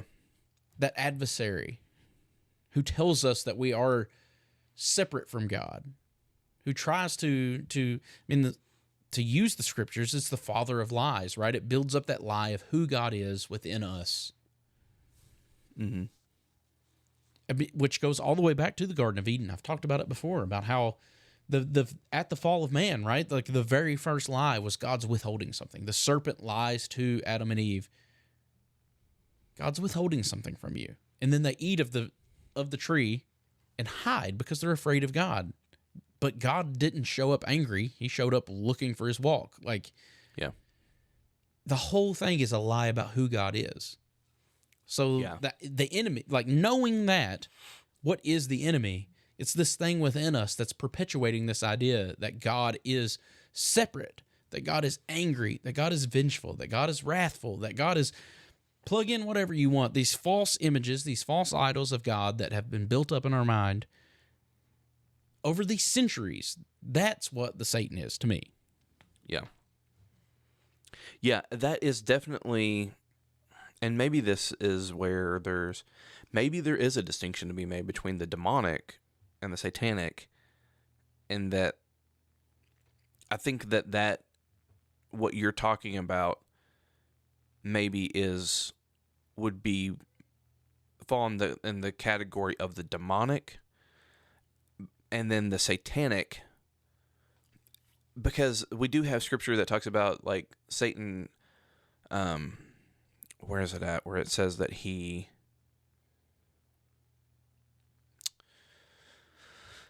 being an angel of light. Man, where's that at? You know what I'm talking about? He masquerades as an angel of light. It's in one of Paul's letters, right? I guess what I'm trying to get at with that, I guess, is like, I think that the satanic maybe is craftier than that. Is craftier than just I guess what I'm trying to say is I wonder if sometimes the battle is harder, the good and the evil is harder to discern than we're maybe speaking to right now. Well, I don't mean for it to sound easy. Yeah. If it was, then if that's the way I was making it sound, then that's not what I intended. Yeah. Well, like I think there's a pretty good example in like because I think that it's pretty obvious. I mean, we've talked about it before, but like the gospel of grace that we speak of, the people. I mean, you already mentioned Brad Jersick. Yeah. Who is a brilliant mind. But look at his followers compared to some of the Driscolls and the Pipers and the right. You know what I'm saying? Like, yeah. Which one is painted as a heretic? Which one is painted as right a preacher of light or whatever? You know what I'm saying? Like, right. So that's kind of how I take that, is like, it's a complete perversion, obviously, a complete reversal, but it's interpreted by people that way. So it's like woe to those who take light for dark and dark for light. Like, it's the same thing to me. Yeah. Yeah. And I guess what I'm really doing is I'm just trying to process, I guess, like, what it even means to talk about the satanic and the demonic, and is there a difference in what, because as we've already said, we don't really know right what any of it is. But I guess, like, to me, I guess I can't find what I was thinking of, but I'm pretty sure in one of Paul's letters there's an example of like someone has been kicked out of the church, and for like what probably amounts to good reasons. I think if I remember right, it's something like there was a dispute between Paul, like this guy challenged Paul publicly in the church, and they ended up kicking the guy out of the church. What a nerd. So like there was like a reason, like there's good reason there, right? Right. But I think Paul, man, I wish I could remember what this is at. I think it's maybe in 2 Corinthians I don't know. where he's talking about this. But anyway, I guess what I'm getting at is like, I think that sometimes we can do things. I think part of the way the satanic works is that we do things with what seem to be very logical, good-intentioned reasons. But we don't see how those things are actually false to who God is and what God ultimately wants. You know what I mean? Yeah. Like, I think there's a grayness to it, I guess is what I'm trying to say. There's a way that the whatever the enemy is within us, there's a way of like masquerading as an angel of light, like presenting something as like this is the good right and logical thing to do, but it's only masquerading as that. It's not ultimately what the good and the true is. Right. You know what I mean? Yeah, absolutely. That's what I've been trying to say for the last 10 minutes, I guess. My God. Yeah. So those Ezekiel passages, like, actually, you'd have to actually go back and like read like the several chapters before that and the chapter after that. Like, it talks about Pharaoh being like a dragon. Like there's all these. You know that we can only take those literally if they're in Revelation. Oh, okay. You know what I mean? There's like the King of Sidon, and like there's all these people that are these prophecies are being directed towards, right? Right. Like the King of Tyre and King of Sidon and the Pharaoh, and there's all this imagery used for all of them. Okay. That's like, but we don't actually think that Pharaoh is a dragon, so why do we actually think that the King of Tyre is, you know what I mean? Like, you're having to... I think that's the point that we're wanting... That's the point I was wanting to make, and I think what you're saying there is that there's so much of what we take to be gospel, quote-unquote, of the Satan, the enemy, the Lucifer, whatever, that we're just reading stuff into it. That's kind of what I was getting at the beginning when I was saying it was built out of paper, not rock, in that it's not that it's not there. Like, you can read it that way, but to pretend like it's solid rock doctrine is just ridiculous. Like that, right. You can build that image, but at best it's paper. You know what I mean? Like, yeah. And I hate to keep beating a dead horse. I do not condone beating horses, even if they're dead, especially if they're dead. But just like we had with the Isaiah passage, if you keep reading, in Ezekiel 28, if you get to verse 19, it says this.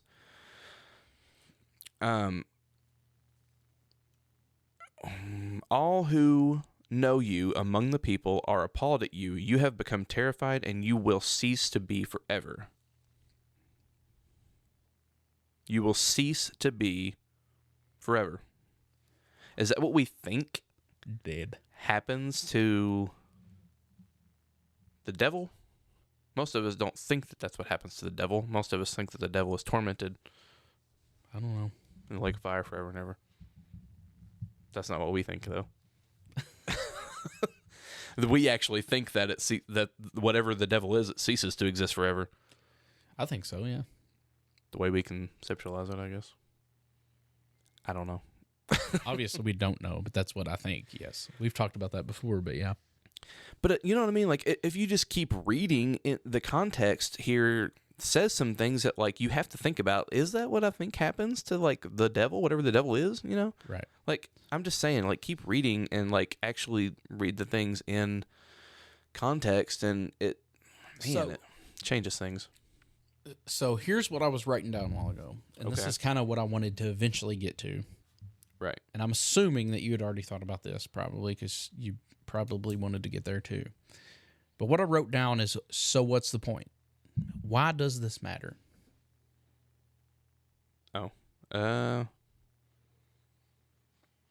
I think we kind of touched on it already. Yeah. But I think it does matter in the sense that it changes the way that you conceptualize the battle, right? Like, whatever the battle is.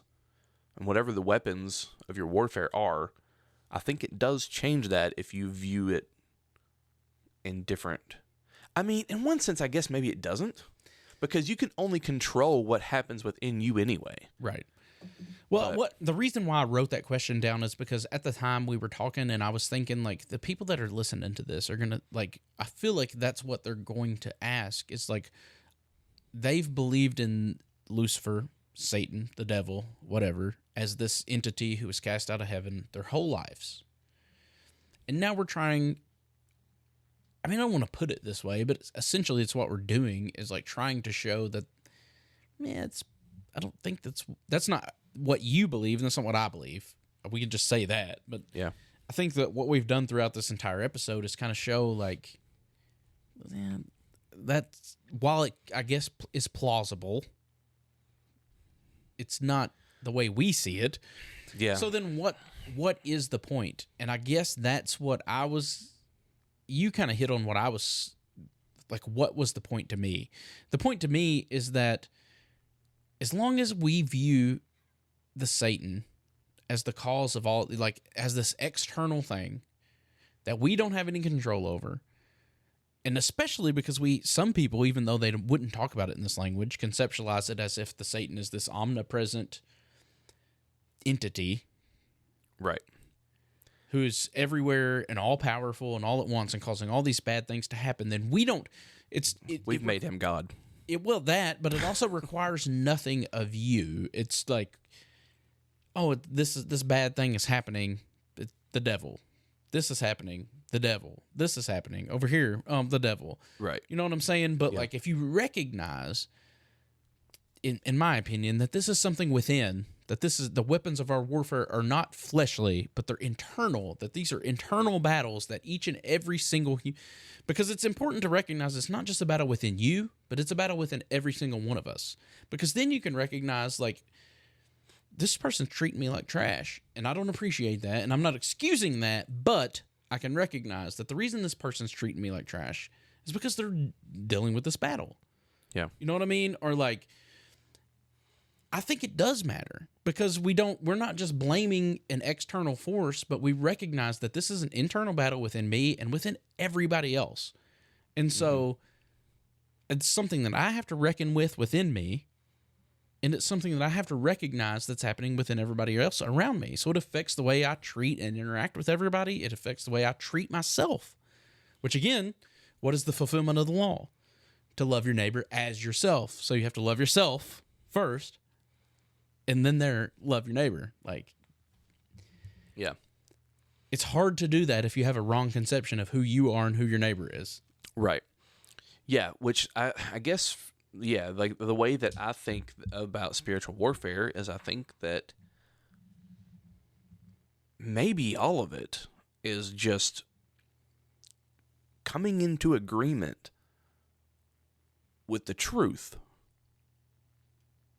And that takes a lot of different forms, but like the truth of, like coming full circle, like we talked about it with the foundation, like coming into agreement with the truth, and the truth is Jesus. Right. The truth is that foundation, that God looks like Jesus, that Jesus showed us who God is.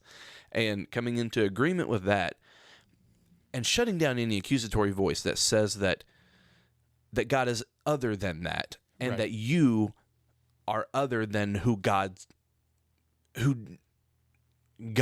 through Jesus shows us we are. Jesus, I'm trying to think how to word this. Like, God doesn't become something he hates. God, by becoming man, by becoming a human, he is elevating the humanity. Yeah. You know, like, we need to come into agreement with who God says we are, not who the enemy has, the lie we've believed about who we are and who God is, but who we are because of who Jesus is. Right. Which also, I mean, just to give a quick example, in the story where Jesus is asked should he pay taxes? And he takes the coin and says, well, whose image is on this coin? And they say Caesar's. And he says, well, then pay to Caesar's who's Caesar's. It's because whoever's image is on that gives it its worth. Right. So whose image is on the coin? It's Caesar's. Pay Caesar the money. That's his. But whose image is on us? We were created in the image of God. Yeah, yeah. You know what I'm saying? Like, right. That's your worth. Your worth is that you're created in the image of God. Like, the money, the things of this world, the things of the flesh, whatever, that's Caesar's. Give it to him. But you have an infinite worth. And you are God's. You belong to God. Exactly. Which is why he searches until it's found. Yeah. Right. Yeah. He searches for the lost coins. Like the woman. Yeah. So yeah, I mean, I think it does matter how we fight. I think that it can't. I think that you can't make it an external thing, and this is kind of something I didn't talk about earlier. But like growing up Pentecostal and like in our church, a lot of our spiritual warfare was external. It was, it wasn't. It was a lot of like praying, but also a lot of like physical outward demonstrations of like shaking and screaming and doing certain things that outwardly that are fighting this battle, right? But that's not what Paul says. Paul directly, he says outright that the weapons of our warfare are not carnal, that they're not fleshly, but this is a battle within us, in our minds, and that's how it has to be fought. If you feel like you need this external demonstration, I'm not saying you shouldn't do that. Right. That's fine. But I think that what we can't do is overemphasize that and not actually fight the battle within. Right. And that's kind of what I was saying earlier. Like, putting it out there means I fight it out here, outside of myself somehow, instead of within my consciousness, my psyche, whatever, right, whatever that means. Which I think that we've hammered on. What that means to us is our conception of who God is. Right. Which downstream affects our conception of who we are. Right. And like I said about the truth earlier, it's coming into alignment with the truth, and how I said that has multiple things because that affects the way we approach the scriptures too. The truth in the scriptures. Because like I was talking about with the kids, building that foundation of God looks like Jesus, that is the truth. So now let's approach the scriptures in light of this truth. Right. That coming into alignment with that truth is why Jesus is able to withstand the wiles of the devil in the temptation in the desert. But I think it is because Satan is trying to get Jesus to appropriate these scriptures in a way that's false to who God is. Right. In those moments. Again, think how many times do we do that? Right. Yeah. Oh, so many times, over and over. Over and over. And any time that we paint God to be anything that's not like Jesus. Yeah. And that is part of how I think what I was trying to say earlier, like the satanic masquerading as an angel of light. Right. Because you can take this, the Bible clearly says right here, but I'm trying to... this is one thing. Let me give the Christ Gospel a little bit of credit. Actually, I don't know if this was a Christ Gospel thing, but I heard it when we were Christ Gospel, was the whole serpent, how it has the forked tongue. Right. And part of it is the whole forked tongue of the serpent is like it's a lie, but it's also truth. So it's just like a twisting of the truth, and that's why the serpent has a forked tongue. Yeah. I like that. Right. That's one thing I retained. Yeah.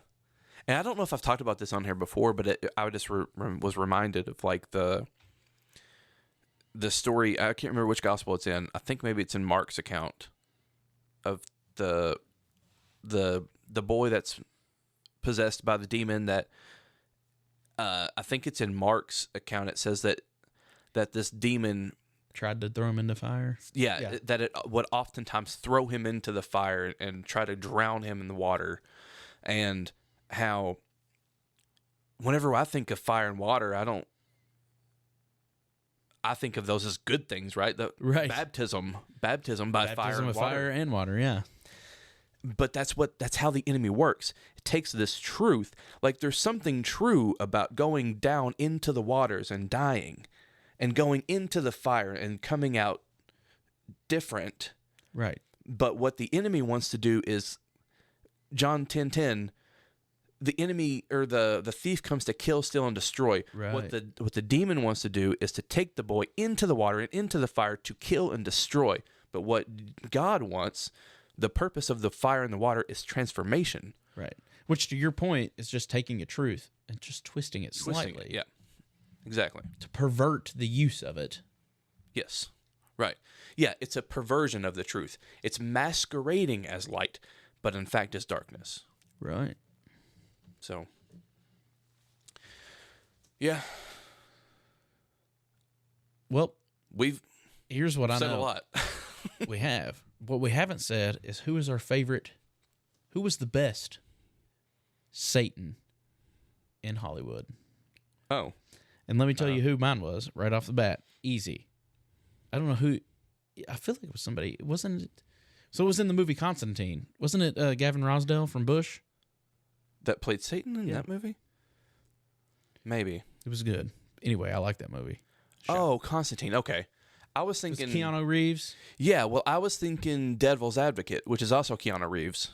Oh. But the devil in that movie, I think, was Al Pacino. In Devil's Advocate. Pretty sure. Isn't that the one where Keanu Reeves is like a lawyer? I don't know. I don't know if I've ever seen that. Works for... I really like I don't think Constantine. I've seen it either, Constantine's the one where he's through. like a demon. He casts out demons, but yeah, I never saw that one. it's a good one. You should see it if you can. Just plead the blood over it. I didn't actually see all of. I think I only saw bits and pieces of Devil's Advocate, so I don't even know if I'm right about any of that. But anyway, interesting. Keanu Reeves made 2 movies about the devil. Especially because he's a pretty chill dude. He's a pretty chill dude. The second probably best Satan in Hollywood was from Tenacious D. And the third one was probably South Park. Yeah, I guess. Yeah. I don't even know. Like, I don't. I'm trying to think of other movies that had a Satan figure in them. I don't know. It's weird. I've seen a lot of them.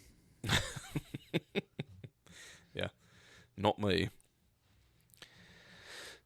Well, you know what? I didn't think about it. I forgot about it until just now. But there was a fairly short video that I thought about having us respond to in this episode, but we probably should have done it at the beginning. Yeah, because we've been going for almost 2 hours now. I actually was going to play that video from Dan McClellan. He shout out Dan McClellan. If you don't know who that is, he's got a huge presence on. I like him on TikTok, but he's on Instagram, Twitter, whatever your media is of choice. But he's a Bible scholar, puts out lots of good videos. Way smarter dude than I am. But he did one. It was funny because me and Sean had decided we were going to do this topic, and then the very next day, I got a video of his on my For You page on Twitter or on TikTok, and he was talking about the Satan, specifically relating to the Garden of Eden and the serpent, and then talking about Leviathan. And I was going to play that but then I was not sure about the copyright, and I don't think he would care because we're just promoting him, and but yeah. I didn't know how all that worked, so... Yeah, I don't know how all that works either. Maybe we should look into that before we do any more playing stuff.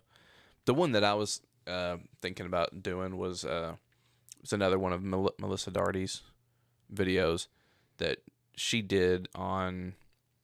It had to do with universal salvation and how the devil would love that if that were true, is basically, I guess, what her take is.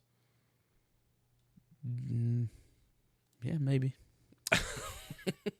But anyway, I just thought that would seems like he would hate it, right? Because if the Satan is this devil character who was an angel who was cast out of heaven. It seems like his whole purpose is to keep people out. Right. So it seems like the idea that everybody else gets in would suck for him. Right. That makes him a pretty big loser. But I don't know. I didn't hear her. Maybe she's got some way of twisting that to change my mind. But I think if I remember right, where she goes with it is that, like, I guess it's kind of assuming that all Universalists believe that the devil is saved also. That there's hope for the devil. So, like, from that perspective... There's a lot of assumptions built into that. But Yeah, for sure. Like, that's not at all...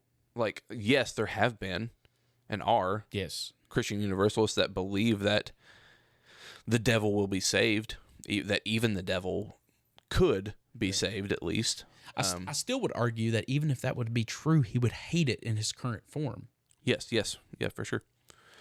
Because what we're talking about is Lucifer. Yeah, he would only like it or enjoy it or love it or whatever positive emotion you want to associate that with in a transformed state. A state that had been transformed by the love of God. Right. But in a current fallen state with iniquity in his heart, as we say. Yeah. No. Right, exactly. Get out of here. I'm walking here. Right. Yeah. That is something that I think a lot of people, because if you take the view that the devil was created good and had that God had a good purpose for creating Lucifer, then why wouldn't even Lucifer, like the devil, whatever the devil is the devil even so far gone that that God couldn't do this, couldn't transform the way that you're talking about, like transform the heart of... Right. You're right, yeah. And restore. I mean, if you believe he's all loving and all forgiving and all merciful, like if you're using those big words, you got to back it up. Right. But again, there's a lot of assumptions built in there to even what the devil and Satan is and all that. But well, we've already talked about... And that... We spent the bulk of this episode talking about... I know that they know what we think about that, but I'm just saying, for her to make that assumption, there's a lot of assumptions built into it. But again, that goes back to what you were talking about there, goes back to my question of what's the point, and it was something I didn't even think about when we were talking about what's the point, but we talked about it at the beginning of the episode, and that's if Satan was this character, this angel, this creation of God or whatever that was made perfect, but iniquity was found in his heart, then like you have, to me, that's the point too, is that you have to think about the implications of that. Like, then our faith, like what is it based upon? Like what is our faith that we're saved built upon if even Satan, who was in heaven and was saved and was perfect at one point, iniquity was still eventually found in his heart and it was cast out of heaven. Like there is no security. There is no such thing as, I mean, there's no security, period, much less eternal security. Right, yeah. So I think that that's something that you have to think about. Like, yeah. And if you can explain it away, then good. Like, whatever. But yeah, with the way that my brain works, it doesn't work. Doesn't compute. Yeah. Something we didn't even touch on, which I guess we don't have to. Like I said, we've been going for a while now, and I don't even know this. We would only be saying this sort of under the assumption that the traditional teaching that the devil is a fallen angel named Lucifer, we'd kind of have to be assuming that to even talk about it, I guess, maybe, but maybe not, is like where the whole free will and God's foreknowledge and all of that playing into all this. Like, yeah, because I read, believe it or not, I like to read people that I disagree with from time to time. So what you're saying to the whole world is that you're a sadist. Or is that a masochist? No, I think a sadist is the one that likes to take the punishment, right? Yeah, I think so. I don't. You can tell I'm neither. That's the other one. The masochist? Yeah. I think that's that one. But anyway, I don't like pain either way. Like, right? I'm a hippie. That's not my thing. Yeah, but I mean, so I was reading John Piper on this, knowing that I would probably disagree, because he is a guy he's a Calvinist guy that believes in predestination, believes in this sort of like in that sort of Calvinist predestinarian view of God's omniscience and omnipotence, right? So Piper basically says outright that God created Lucifer knowing that Lucifer would fall and would cause all of this evil in the world. God knew full well that it was going to happen and essentially caused it to happen. Yeah. So what? Again, this is kind of making the assumption that the whole being a fallen angel thing is an actual thing, but I don't know what I think that's an interesting element of all of this, I guess is what I'm really trying to say. We don't have to even talk about it too much, I guess, but I think that is an interesting element that all of us should be thinking about, is like, how does God's foreknowledge, God's knowledge period, and God's, whenever we say that God is omnipotent, omniscient, how does your conception of how that works, how does that play into this whole conception of who the devil is or what the Satan is, Yeah. Those Absolutely. are important questions to think about and ponder. But yeah, like I said at the very beginning of the episode, I think that this whole Satan topic is one of those things where you just kind of, it's almost like a convenient out. And I don't even want to say it like that, I guess. I want to backtrack on that even. But it's almost just like a convenient thing to where, like, man, we intentionally, I think, at times don't think through all the way. Like the things that you're talking about, or the things that, that I had talked about, like, with the security, eternal security, or security at all. Like, we just don't think about them because it just throws a roadblock into things, and it's convenient to not think about. Sorry, I'm laughing because Sean just swung his microphone around and hit himself right in the mouth. Like a jidiot. Like a real jidiot. Don't be ninja, nobody. Don't need an engine. Didn't you know that? That's what Diamond Dave says, and I trust him. Including yourself with He a ain't no microphone. pot liquor. Regular can of backy? No says I. Ninja stars. When are we going to do all of these where we break down old Greg? And I can't wait. We need to do that one too. Vacation?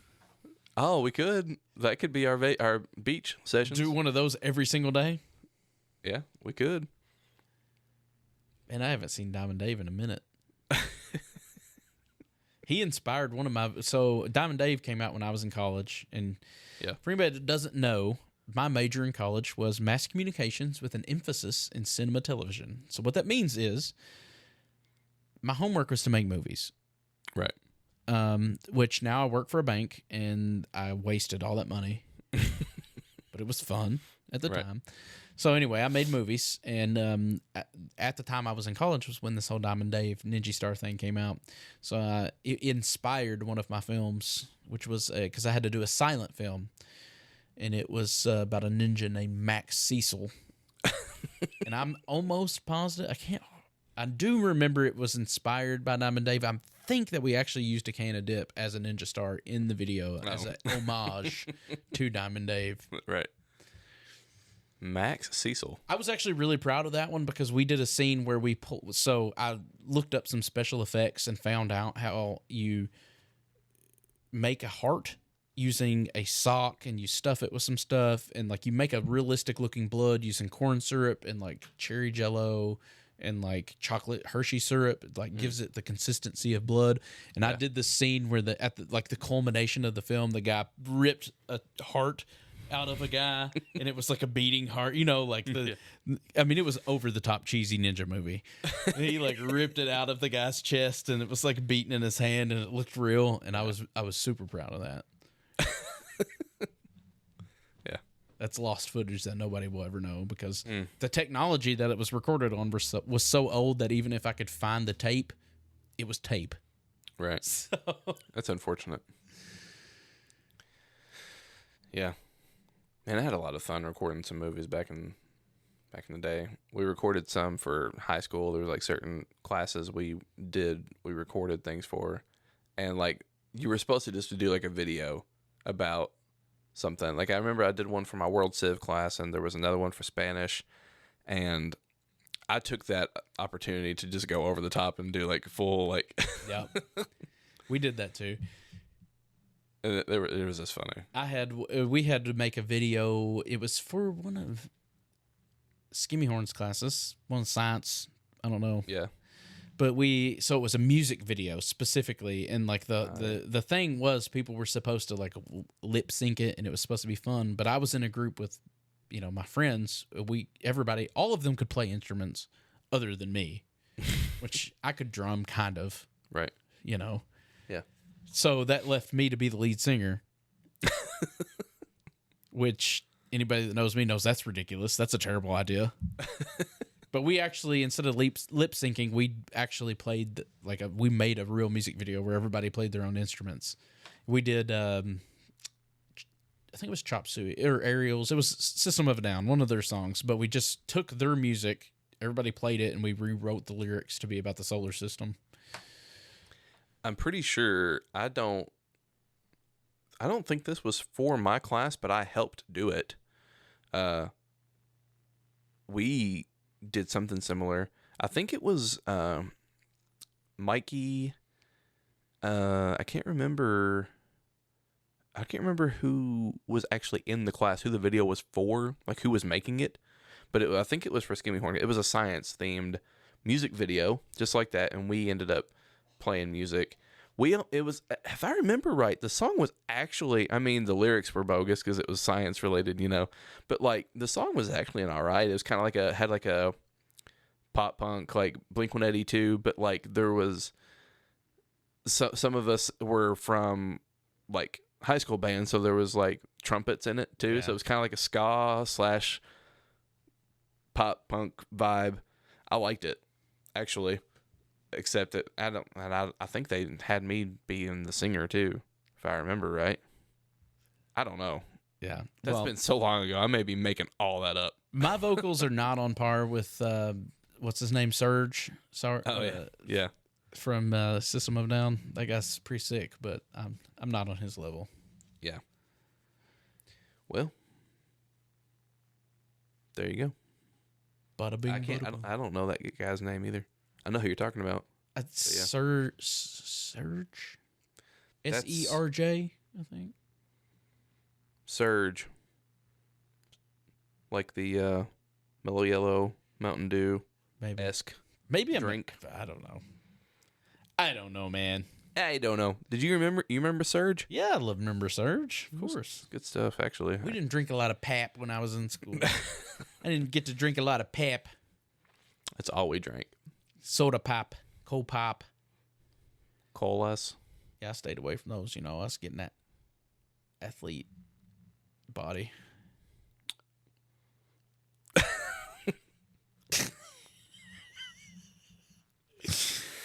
Oh yeah, I was working on that athlete body. Well, considering I was 315 pounds when I graduated high school. I don't remember how much I was whenever I graduated, but I know that I got up there. To be fair, after that for sure. My junior year of high school, I was about 275, and I was solid. Like my lifts were by far the highest of anybody's. Like I was pretty ridiculously strong, and then I got hurt and just quit working out and got fat. That happened to the best of them. Yeah. I've been fighting that battle for the last 30 years. 20. I was going to say 30. That's a long time. Yeah, it is. It's a battle. should we give the people an update on our summer shred? I'll give you my update as I failed. It's going god awful. It's terrible. I did really good for about 3 weeks. I got down pretty good. Same. I haven't even weighed for at least 3 weeks because I don't want to know. Either. I don't want to know. Actually, I did weigh not too long ago, and it wasn't good. I will say this: I'm strong as heck. I started not running and started lifting weights, and I kind of decided like my next thing after the 50K is that I'm going to do a strongman competition, which I'd done one before, but I found one in Nashville that I think I want to do, and so I'm focusing on strength. Strength is shooting up like crazy. I'm already bench press, like my last bench press session, I did 300 for 2 reps, which I failed 275 for 2 a month ago. So the speed of my increases is going way up. But my body weight, that's another story. Yeah. Yeah. My strength and stuff, like my lifts are, in comparison to what they were before, like when I was lifting consistently, like number wise, I'm just as strong, if not maybe even stronger on some of my lifts than I was back then. But my weight is, here's the thing. Here's the thing about something like the summer shred, when you get to be our age and our situation in life, is you have this thing where, like, do I want to look good? Sure. Do I want to enjoy my life? Yeah. But oftentimes those two don't go together very well. Right. Yeah. So it's just a hard battle between, like, if I have this piece of cake, if I have these couple of beverages, if I do, whatever, is that going to be conducive to me looking real good with my shirt off? Probably not. But is it worth it? Yeah, probably. Yeah. I would like to look good with my shirt off, but not enough to just not enjoy what I'm eating and drinking. I mean, right. Yeah. It's a battle. It's the battle. It is. Because ultimately, I say I want to look good. Yeah, everybody does, kind of. But I just want to feel good. I don't really care much. Yeah. Well, a lot of our social world, like our social gatherings, a lot of them are just centered around food so much that, it's hard, man. What it is for me, what I was doing is I would do really good like Monday, Tuesday, Wednesday, maybe Thursday. Friday comes around, I'm like, man. Yeah. Sometimes even Thursday comes around, you're like, man, it's Thirsty Thursday, and I need this Thirsty Thursday. Like, yeah. Sometimes it's just a Friday, and you're like, sometimes it's Saturday. I need some wings, bruh. I need some wings. Sometimes you need some wings. Sometimes you need some barbecue from Homer's. Sometimes you need sushi. I almost went to Panda Express tonight, and I did not. And the only reason was because I was like, I don't need all those calories. Because if I go to Panda Express, I'm putting them down. I actually have never ate there. You should. It's delicious.